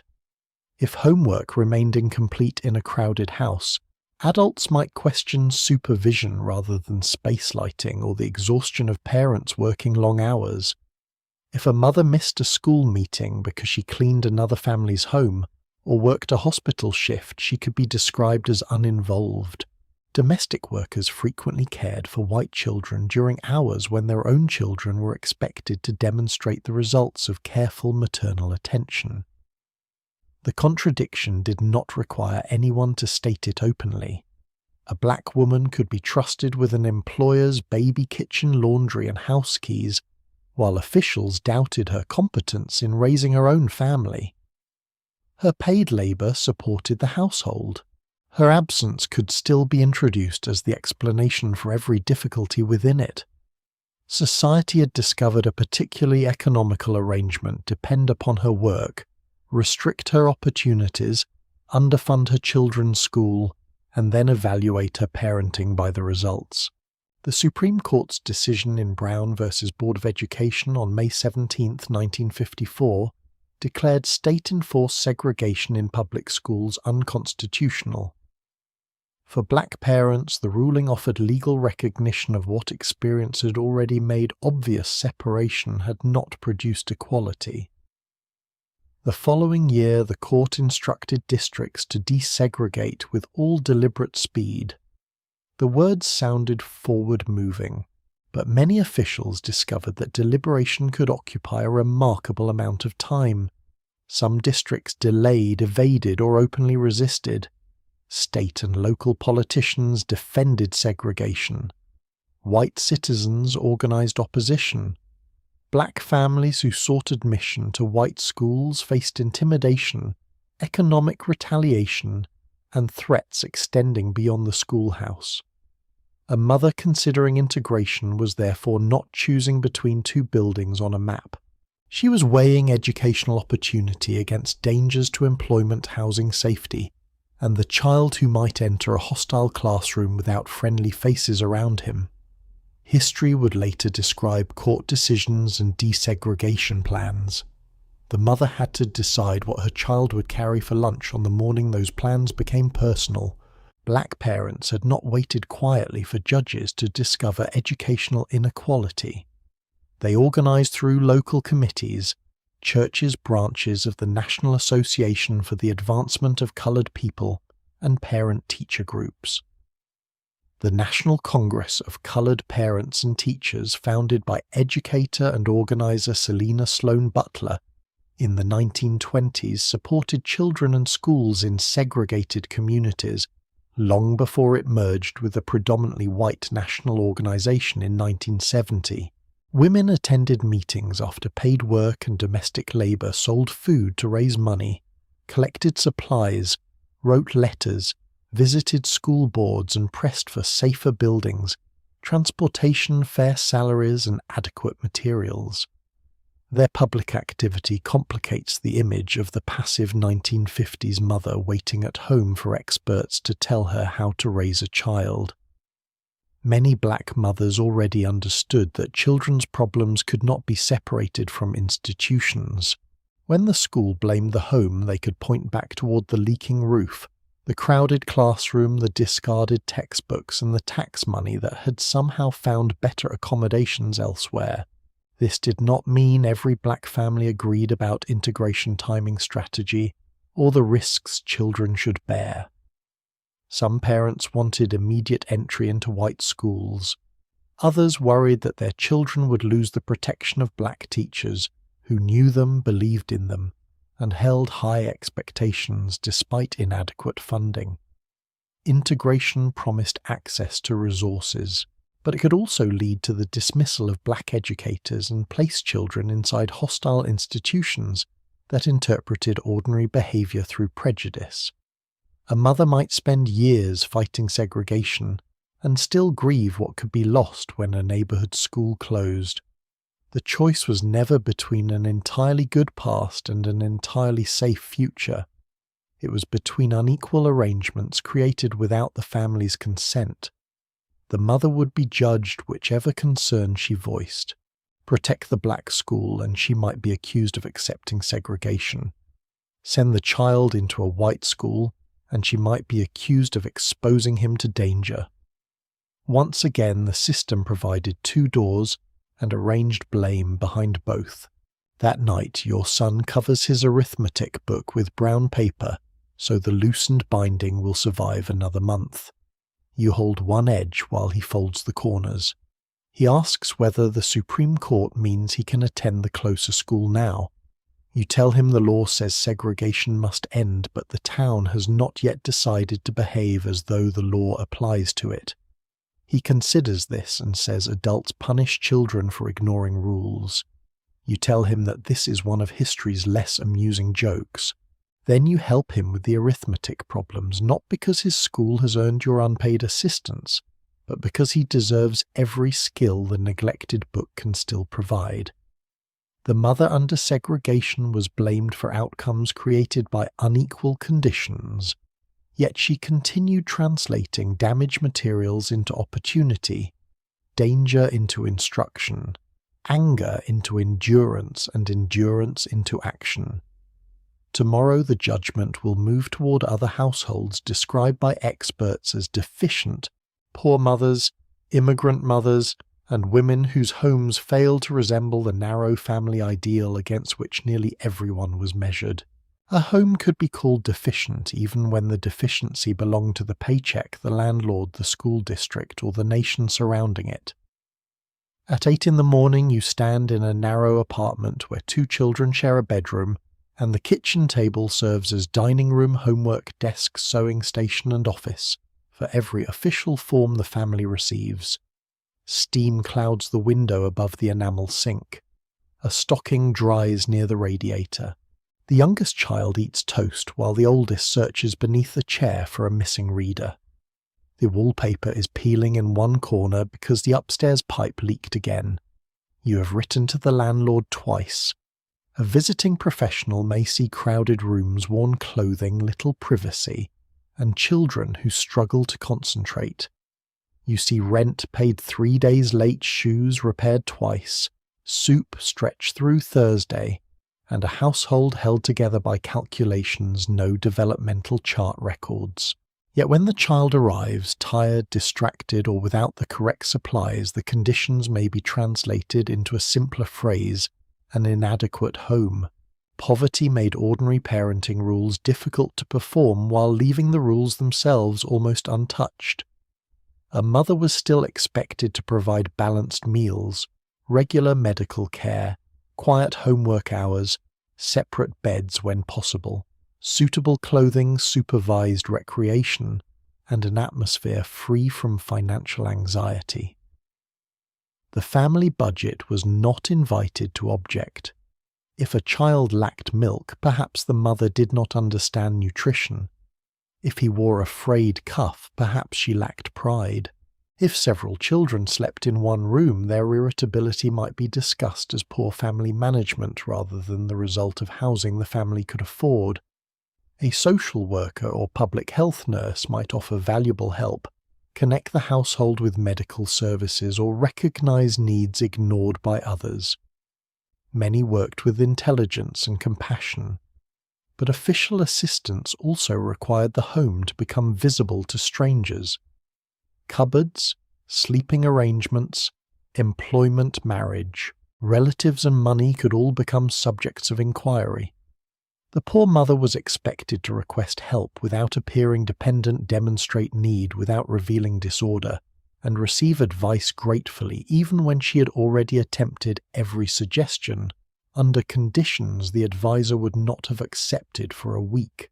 Aid to dependent children existed to support needy children deprived of a parent's care or support, and in 1950 federal matching was broadened to include the mother or other caregiving relative in the payment. The change acknowledged an obvious fact. Children could not be maintained while pretending the adult feeding them had no needs. Yet public assistance remained unevenly administered, and mothers receiving it could encounter suspicion about how money was spent, why a father was absent, whether relatives could help, or whether the household was sufficiently respectable.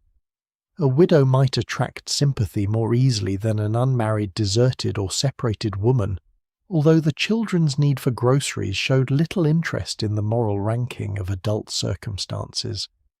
The mother had to prove both poverty and worthiness. A new coat might suggest misuse of funds. An empty cupboard suggested poor planning. Paid work could reduce assistance or leave children unsupervised. Remaining home could be called dependency. The government wished to support the child while maintaining a careful emotional distance from the woman doing the daily supporting. Across town, another kitchen is being inspected less formally. You're an immigrant mother meeting your daughter's teacher for the first time, and your English becomes less dependable whenever an authority figure speaks quickly. At home, the family uses Italian, Polish, Spanish, Yiddish, Greek, Chinese, Japanese, or another language that carries grandparents' jokes, prayers, recipes, and memories no English vocabulary has replaced. At school, your daughter has been told to practice English. She now answers her younger brother in it and corrects your pronunciation at the grocery store. Her progress makes you proud. It also rearranges authority inside the family. She can read the school notices, explain the electric bill, and interpret what the clinic receptionist says. The child becomes a bridge between the household and public institutions, which is a useful role for someone still expected to remember her lunchbox. When she struggles in class, the home language may be treated as an obstacle. When she stops using it, relatives may say you've allowed the family to lose itself. Assimilation promises belonging, but often sends the mother the invoice. The teacher asks whether English is spoken regularly at home. You say the children hear it on the radio in the street and from their father who has learned more at work. She recommends that the family use it as much as possible. The advice reflects a long American tradition of treating public schools as instruments of assimilation, where immigrant children would acquire not only English, but approved habits of citizenship, hygiene, punctuality, dress, and behavior. Learning the dominant language could open real opportunities and help a child navigate institutions that offered little patience to those who could not speak it. But the recommendation could also imply that the intimate language of the home was a defect requiring correction. If your daughter seemed quiet, adults might assume she lacked stimulation. If she spoke forcefully, they might call her manners rough. If her lunch smelled unfamiliar, other children might laugh. If you packed something more ordinary, a grandmother might ask why family food had become embarrassing. You were expected to produce an American child without appearing ashamed of where the family came from, and preserve tradition without allowing tradition to interfere with acceptance. No one issued measurements for this balance either. Immigrant mothers also faced judgments shaped by race and national origin. The United States of the 1950s welcomed some displaced people, military spouses, refugees, and relatives, while continuing to organize immigration through restrictive laws and preferences that did not treat all origins equally. Asian families carried the memory of exclusion laws, wartime incarceration, and barriers to naturalization that had only recently changed. Mexican American and Puerto Rican families could be treated as foreign by schools and neighbors, even when the children were citizens and the family's roots in the country were long. European newcomers might be encouraged to lose accents and become indistinguishably white, while other groups could not make prejudice disappear through pronunciation or clothing. A mother could press dresses, pack sandwiches, attend school meetings, and insist on excellent manners, yet still watch an institution interpret her child through a category created before either of them entered the room. When officials described the home as culturally deficient, the phrase often revealed how little culture the officials were prepared to recognize. The children learned quickly which parts of home invited ridicule. A son might ask that his mother not speak her language near school. A daughter might refuse the food she once enjoyed because classmates called it strange. These moments could be dismissed as ordinary embarrassment, but they placed the mother in another impossible position. Encourage adaptation, and she risked losing communication with her own child. Resist it, and she might be accused of preventing progress. She could take evening English classes after a full day of factory work. Domestic service, sewing, cooking, and childcare then still be described as isolated, because she did not speak confidently during a parent conference. She could rely on older children to interpret and later be criticized because the children possessed too much authority. She could maintain close family networks for survival and hear that the household discouraged independence. Practices developed to protect the family were reclassified as problems by people who did not understand what protection was needed. Experts sometimes used language that made material hardship sound like a psychological inheritance. The child lacked books, so the home did not value learning. The mother worked nights, so the family lacked stability. The apartment was crowded, so relationships were unhealthy. The parent spoke limited English, so the child's language environment was poor. Each observation might contain a fragment of truth while concealing the structure that produced it. Books cost money. Quiet required space. Stability required secure work. Medical appointments required transportation and time a supervisor might not permit. A mother could be intelligent, attentive, and resourceful, while living in a household that looked disorganized to someone arriving with a clipboard at the worst hour of the week. Poverty created stress. Discrimination narrowed choices. Migration separated families from familiar support. These conditions affected children, but that did not make the mother their author. She was often the person absorbing their force before it reached the child. Late in the evening, the apartment grows quiet. One mother patches a school shirt beneath a lamp, while a son practices spelling words at the table. Another listens as her daughter reads an English notice aloud, then asks the girl to repeat it slowly so she can learn the words herself. Neither home resembles the spacious post-war ideal advertised in magazines.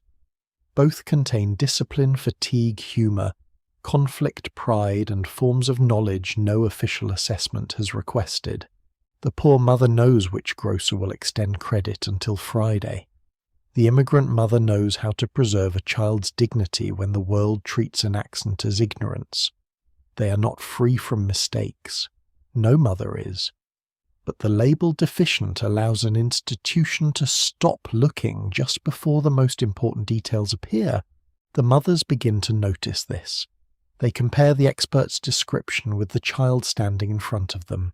They watch a supposedly deprived boy repair a radio, a supposedly unstimulated girl translate 3 languages, and a supposedly disorganized household deliver every member where work and school require them to be. Advice still matters. Teachers, doctors, and social workers may see needs a parent has missed, but professional certainty no longer sounds quite as complete after it misreads the kitchen, the paycheck, the accent, and the worn book on the table. Quietly, mothers begin questioning the categories applied to their children. Some seek another doctor, some challenge a teacher, some organize with neighbors, some simply trust the evidence gathered through years of daily attention. The expert has a form. The mother has been watching the child. The expert had a file, but the mother had the child. By the late 1950s, that difference was beginning to matter more than professional authority expected. On a rainy Thursday morning, you sit at the kitchen table, reading a school psychologist report while your son builds a bridge from wooden blocks on the linoleum. The report describes poor concentration, impulsive behavior, resistance to correction, and possible emotional conflict within the home. It recommends firmer routines and further evaluation. Your son's bridge, meanwhile, contains a support system clever enough to hold 3 toy trucks. He has worked on it for 40 minutes without wandering away. When one side collapsed, he changed the design rather than throwing the blocks. The report is not entirely wrong. He does struggle in class. He does become angry when embarrassed. But it has recorded him in one room during one set of tasks under the observation of unfamiliar adults. You have watched him in kitchens, yards, stores, sick rooms, classrooms, and dark bedrooms after bad dreams. The expert has measurements. You have patterns. For years, mothers were told that personal observation was sentimental and scientific judgment was objective. Now some are beginning to ask whether the science has observed enough. Questioning an expert does not feel heroic at first. It feels rude. You were raised to respect physicians, teachers, ministers, and people whose names were followed by letters. When a doctor speaks confidently, you search for reasons he must be correct. Perhaps you have been too protective. Perhaps your son's behavior is a reaction to tension you failed to hide. Perhaps the professional sees something your affection prevents you from seeing, yet the language in the report does not resemble the child arranging blocks beneath the table. It describes hostility but not humiliation, dependence but not the frightening teacher who calls on him before he is ready, distractibility but not the mechanical tasks that hold his attention completely. You ask for another appointment. You bring examples of his work, describe when the behavior appears, and ask whether difficulty with reading might be contributing to the misconduct. The psychologist seems surprised by the detail. A mother was expected to provide history, accept interpretation, and carry out recommendations. You have altered the arrangement by offering an interpretation of your own. Nothing dramatic occurs. No desk is overturned. A woman simply asks, "What if we are looking at this backward?" It is a quiet sentence. Quiet sentences can be structurally inconvenient. Other mothers are asking similar questions in more difficult circumstances. One has been told that her daughter with an intellectual disability will never learn enough to benefit from school. Another has been advised to place a child in an institution and concentrate on the children considered more promising.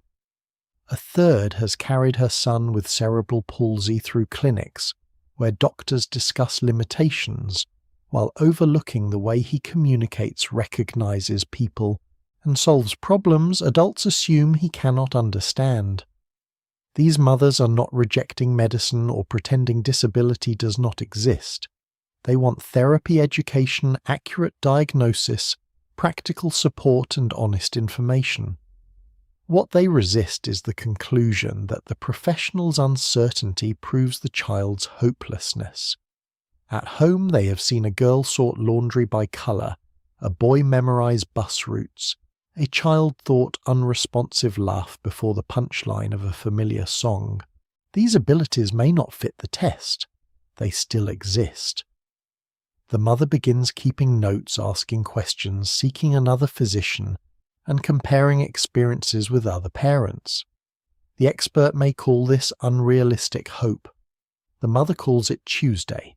In 1950, parent groups from across the United States met in Minneapolis and formed the organization that became known as the National Association of Parents and Friends of Mentally Retarded Children, using the medical terminology of that period. It would later become the ARC and adopt language that respected people with intellectual and developmental disabilities.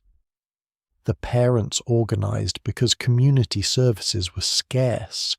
Many children were excluded from public education, and institutional placement was frequently presented as the expected solution. Local groups created classes, recreation training, family support, and campaigns for better laws and public services. Their work did not eliminate paternalism, and parents themselves sometimes accepted assumptions that later disability advocates would challenge. But organizing changed the relationship between families and professionals. A mother sitting alone in a doctor's office could be dismissed as emotional. 50 parents arriving with minutes, dues committees, and a scheduled meeting became an association. Parently concern became respectable after someone acquired a treasurer. The meeting in your town takes place in a church basement on folding chairs. Coffee steams from a metal urn. Children's coats are piled near the stairs because childcare could not be arranged for everyone, a detail that reveals why the meeting is necessary. One mother explains that the public school has refused to enroll her daughter. Another has found a retired teacher willing to lead a small class 3 mornings each week, if the group can rent a room and collect materials. Someone offers a mimeograph machine. Someone else knows a grocer who may donate refreshments for a fundraiser. The conversation is practical because practical needs have waited long enough. Where can the children learn who can transport them? Which doctor listens? What language should be used when approaching the school board? The mothers disagree about methods, diagnosis, discipline, and whether one child's progress can be expected from another. But they share a discovery. The absence of a service does not prove the child cannot benefit from it. Sometimes it proves only that no institution has chosen to provide it. This same change occurs in less organized ways inside ordinary households. A mother stops forcing a child to make eye contact because she notices that he listens better while looking away. Another refuses to punish bedwetting after discovering that shame has never produced a dry sheet. A third tells the teacher that her daughter's silence in class is not stupidity. The girl speaks freely at home but freezes when called before the room. A working mother challenges the assumption that every stomachache results from her employment. A black mother asks whether her son's anger is being studied more carefully than the discrimination provoking it. An immigrant mother insists that speaking 2 languages is not evidence of confusion. These women do not possess a single theory. They possess repeated contact with particular children. The child changes by setting time, fatigue, safety, hunger, and the expectations of the adult nearby. Once mothers begin describing these patterns, behavior looks less like a fixed defect produced by one faulty home, and more like communication occurring between a child and an environment. Not every maternal instinct is correct. Love can deny a serious problem, excuse harmful behavior, resist necessary treatment, or see ability where additional support is urgently needed. Mothers can control, misunderstand, and make mistakes, like every other person entrusted with power. Trusting what they see does not require treating them as naturally infallible.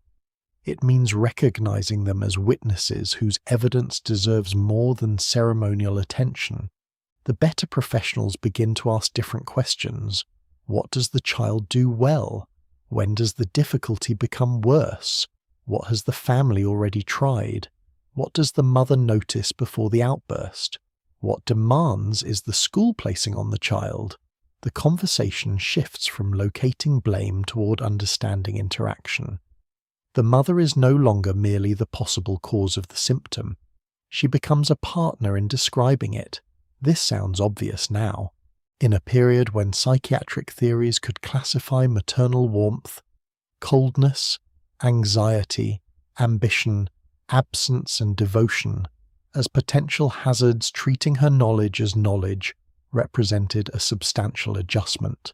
You return to the school with your notes. The teacher agrees to observe whether your son becomes disruptive mainly during reading and written arithmetic.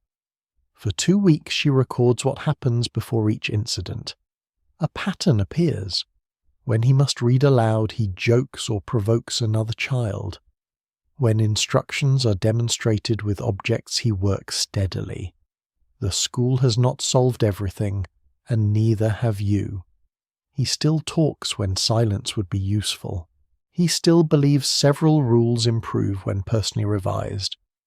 But the question has changed from what has his mother done to him to what is happening when he struggles. That change creates room for practical help. He receives quieter reading practice, shorter written sections, and opportunities to demonstrate understanding without performing before the entire class. At home, you continue setting limits. Understanding the cause does not grant permission to throw pencils. It merely prevents the pencil from becoming a diagnosis of the family. Late that evening, the psychologist's report rests beside your notebook. Neither document contains the whole child. The report has training comparison and professional distance.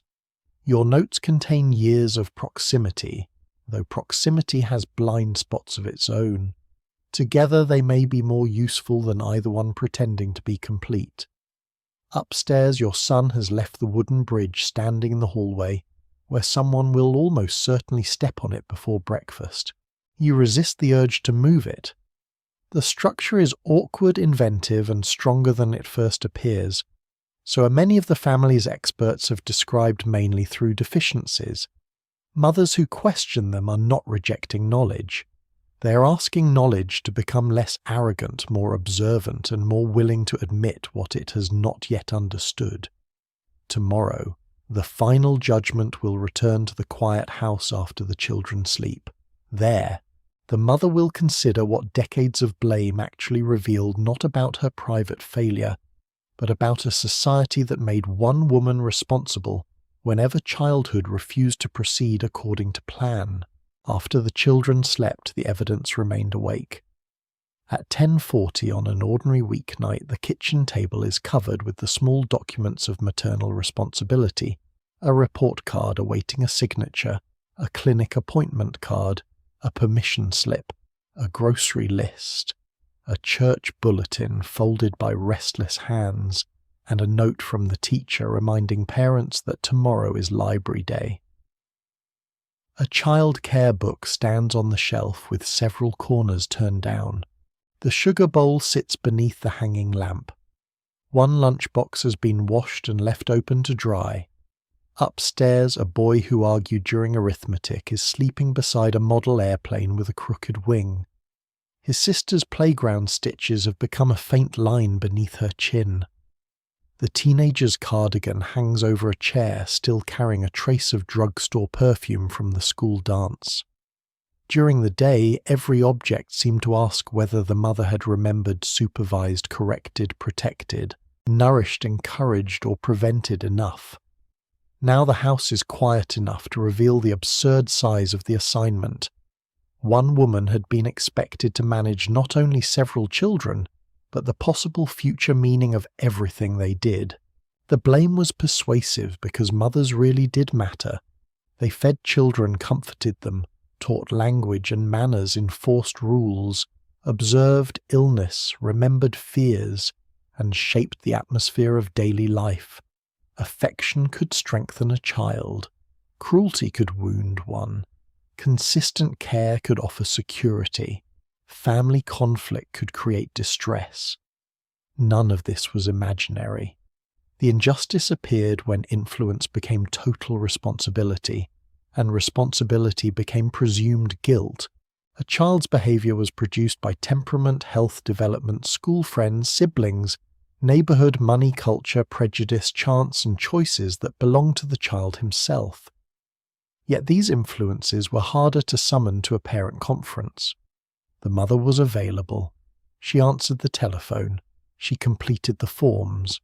She sat across from the teacher, doctor, minister, social worker, and psychiatrist. Her daily presence made her essential. It also made her convenient. Society could admire motherhood as the foundation of the nation, and then use the same idea to explain every crack in the building. The contradictory accusations revealed how little room mothers were allowed to occupy correctly. The employed mother was absent. The mother at home was over-involved. The affectionate mother could be smothering. The reserved mother could be emotionally cold. The strict mother risked damaging confidence. The flexible mother lacked authority. She was supposed to prevent the bicycle accident without hovering near the bicycle, prepare a son for masculine independence while remaining responsible for his emotional health, and protect a daughter's reputation without teaching her fear or shame. She had to provide nourishing food that children willingly ate, enforce school rules she had not written, screen entertainment sold by national industries, and produce visible family harmony without admitting that family life contained anger, boredom, embarrassment, or exhaustion. These standards did not form one coherent philosophy. They formed a circle. Whichever direction the mother moved, someone could stand behind her and explain why the opposite choice would have been wiser. The circle tightened around mothers whose lives did not resemble the dominant white middle-class ideal. A black mother could prepare her child carefully for a segregated school, only to see unequal resources treated as evidence of failure at home. A poor mother could stretch food, clothing, and rent through another week while officials described the apartment rather than the economy as deficient. An immigrant mother could preserve language, family ties, and memory while schools measured success by how quickly the child became less visibly connected to them.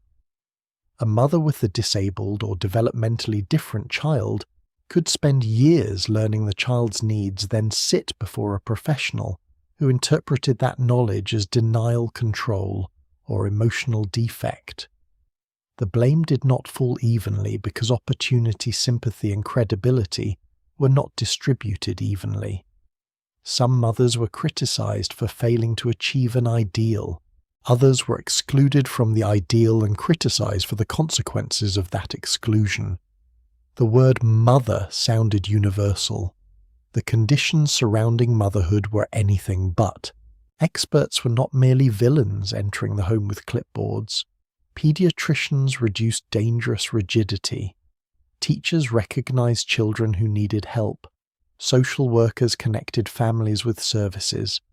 Psychologists and psychiatrists searched for explanations beyond simple wickedness or weak will. Public health guidance improved nutrition and medical care. Child development research encouraged adults to notice that children changed through recognizable stages and possessed emotional lives of their own.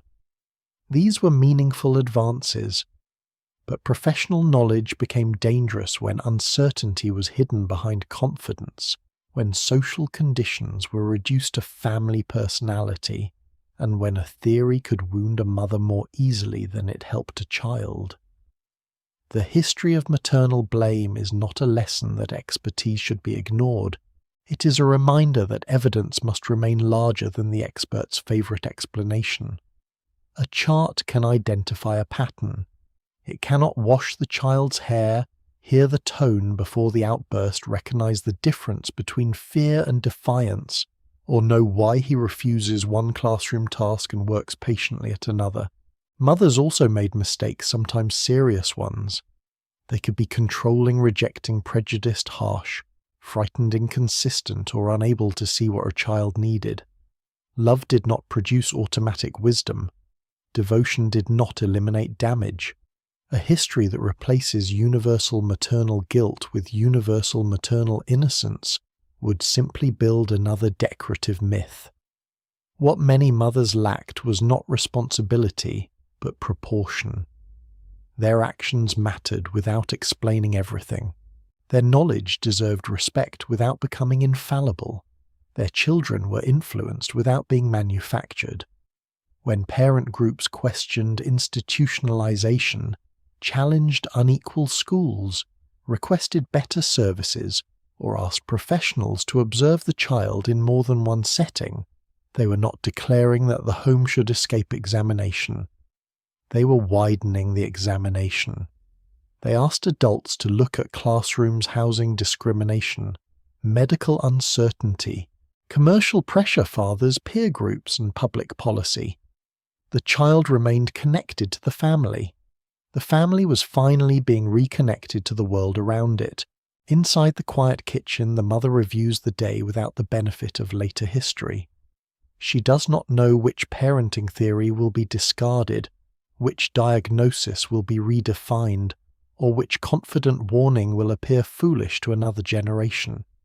She knows only that one child needs help with reading, another has begun wanting privacy, and the youngest becomes unbearable when hungry. She knows her son's fighting cannot be excused but may be understood. She knows the daughter who arrived 5 minutes late from a dance is neither ruined nor fully grown. She knows that an apple in a lunchbox does not guarantee health, that polished shoes do not prove moral character, and that a quiet church pew may contain children thinking thoughts no adult could supervise. This knowledge is practical, incomplete, and revised daily. It is closer to navigation than control. The mother steers through weather she did not create, with maps drawn by people who often disagree and passengers who occasionally insist that the ditch looks more interesting than the road. The 1950s ideal of maternal responsibility offered mothers a form of importance, while denying them a great deal of power. They were told that the nation depended upon their child-rearing, yet many could not demand equal schools, affordable care, fair employment, safe housing, accurate medical knowledge, or shared domestic labour. They were held responsible for results produced by institutions they did not control. Blame concealed this imbalance. It transformed public failures into private shortcomings and made the mother examine her own tone of voice. When the school lacked books, the employer denied flexibility, the neighbourhood enforced prejudice, or the medical theory had mistaken judgment for proof. The perfect mother became useful precisely because she could never exist. Her absence explained every problem. Her image kept actual women working toward a standard that moved whenever they approached it. The lamp above the kitchen table can be switched off now. The report card has been signed. The clinic card can remain in the handbag until morning.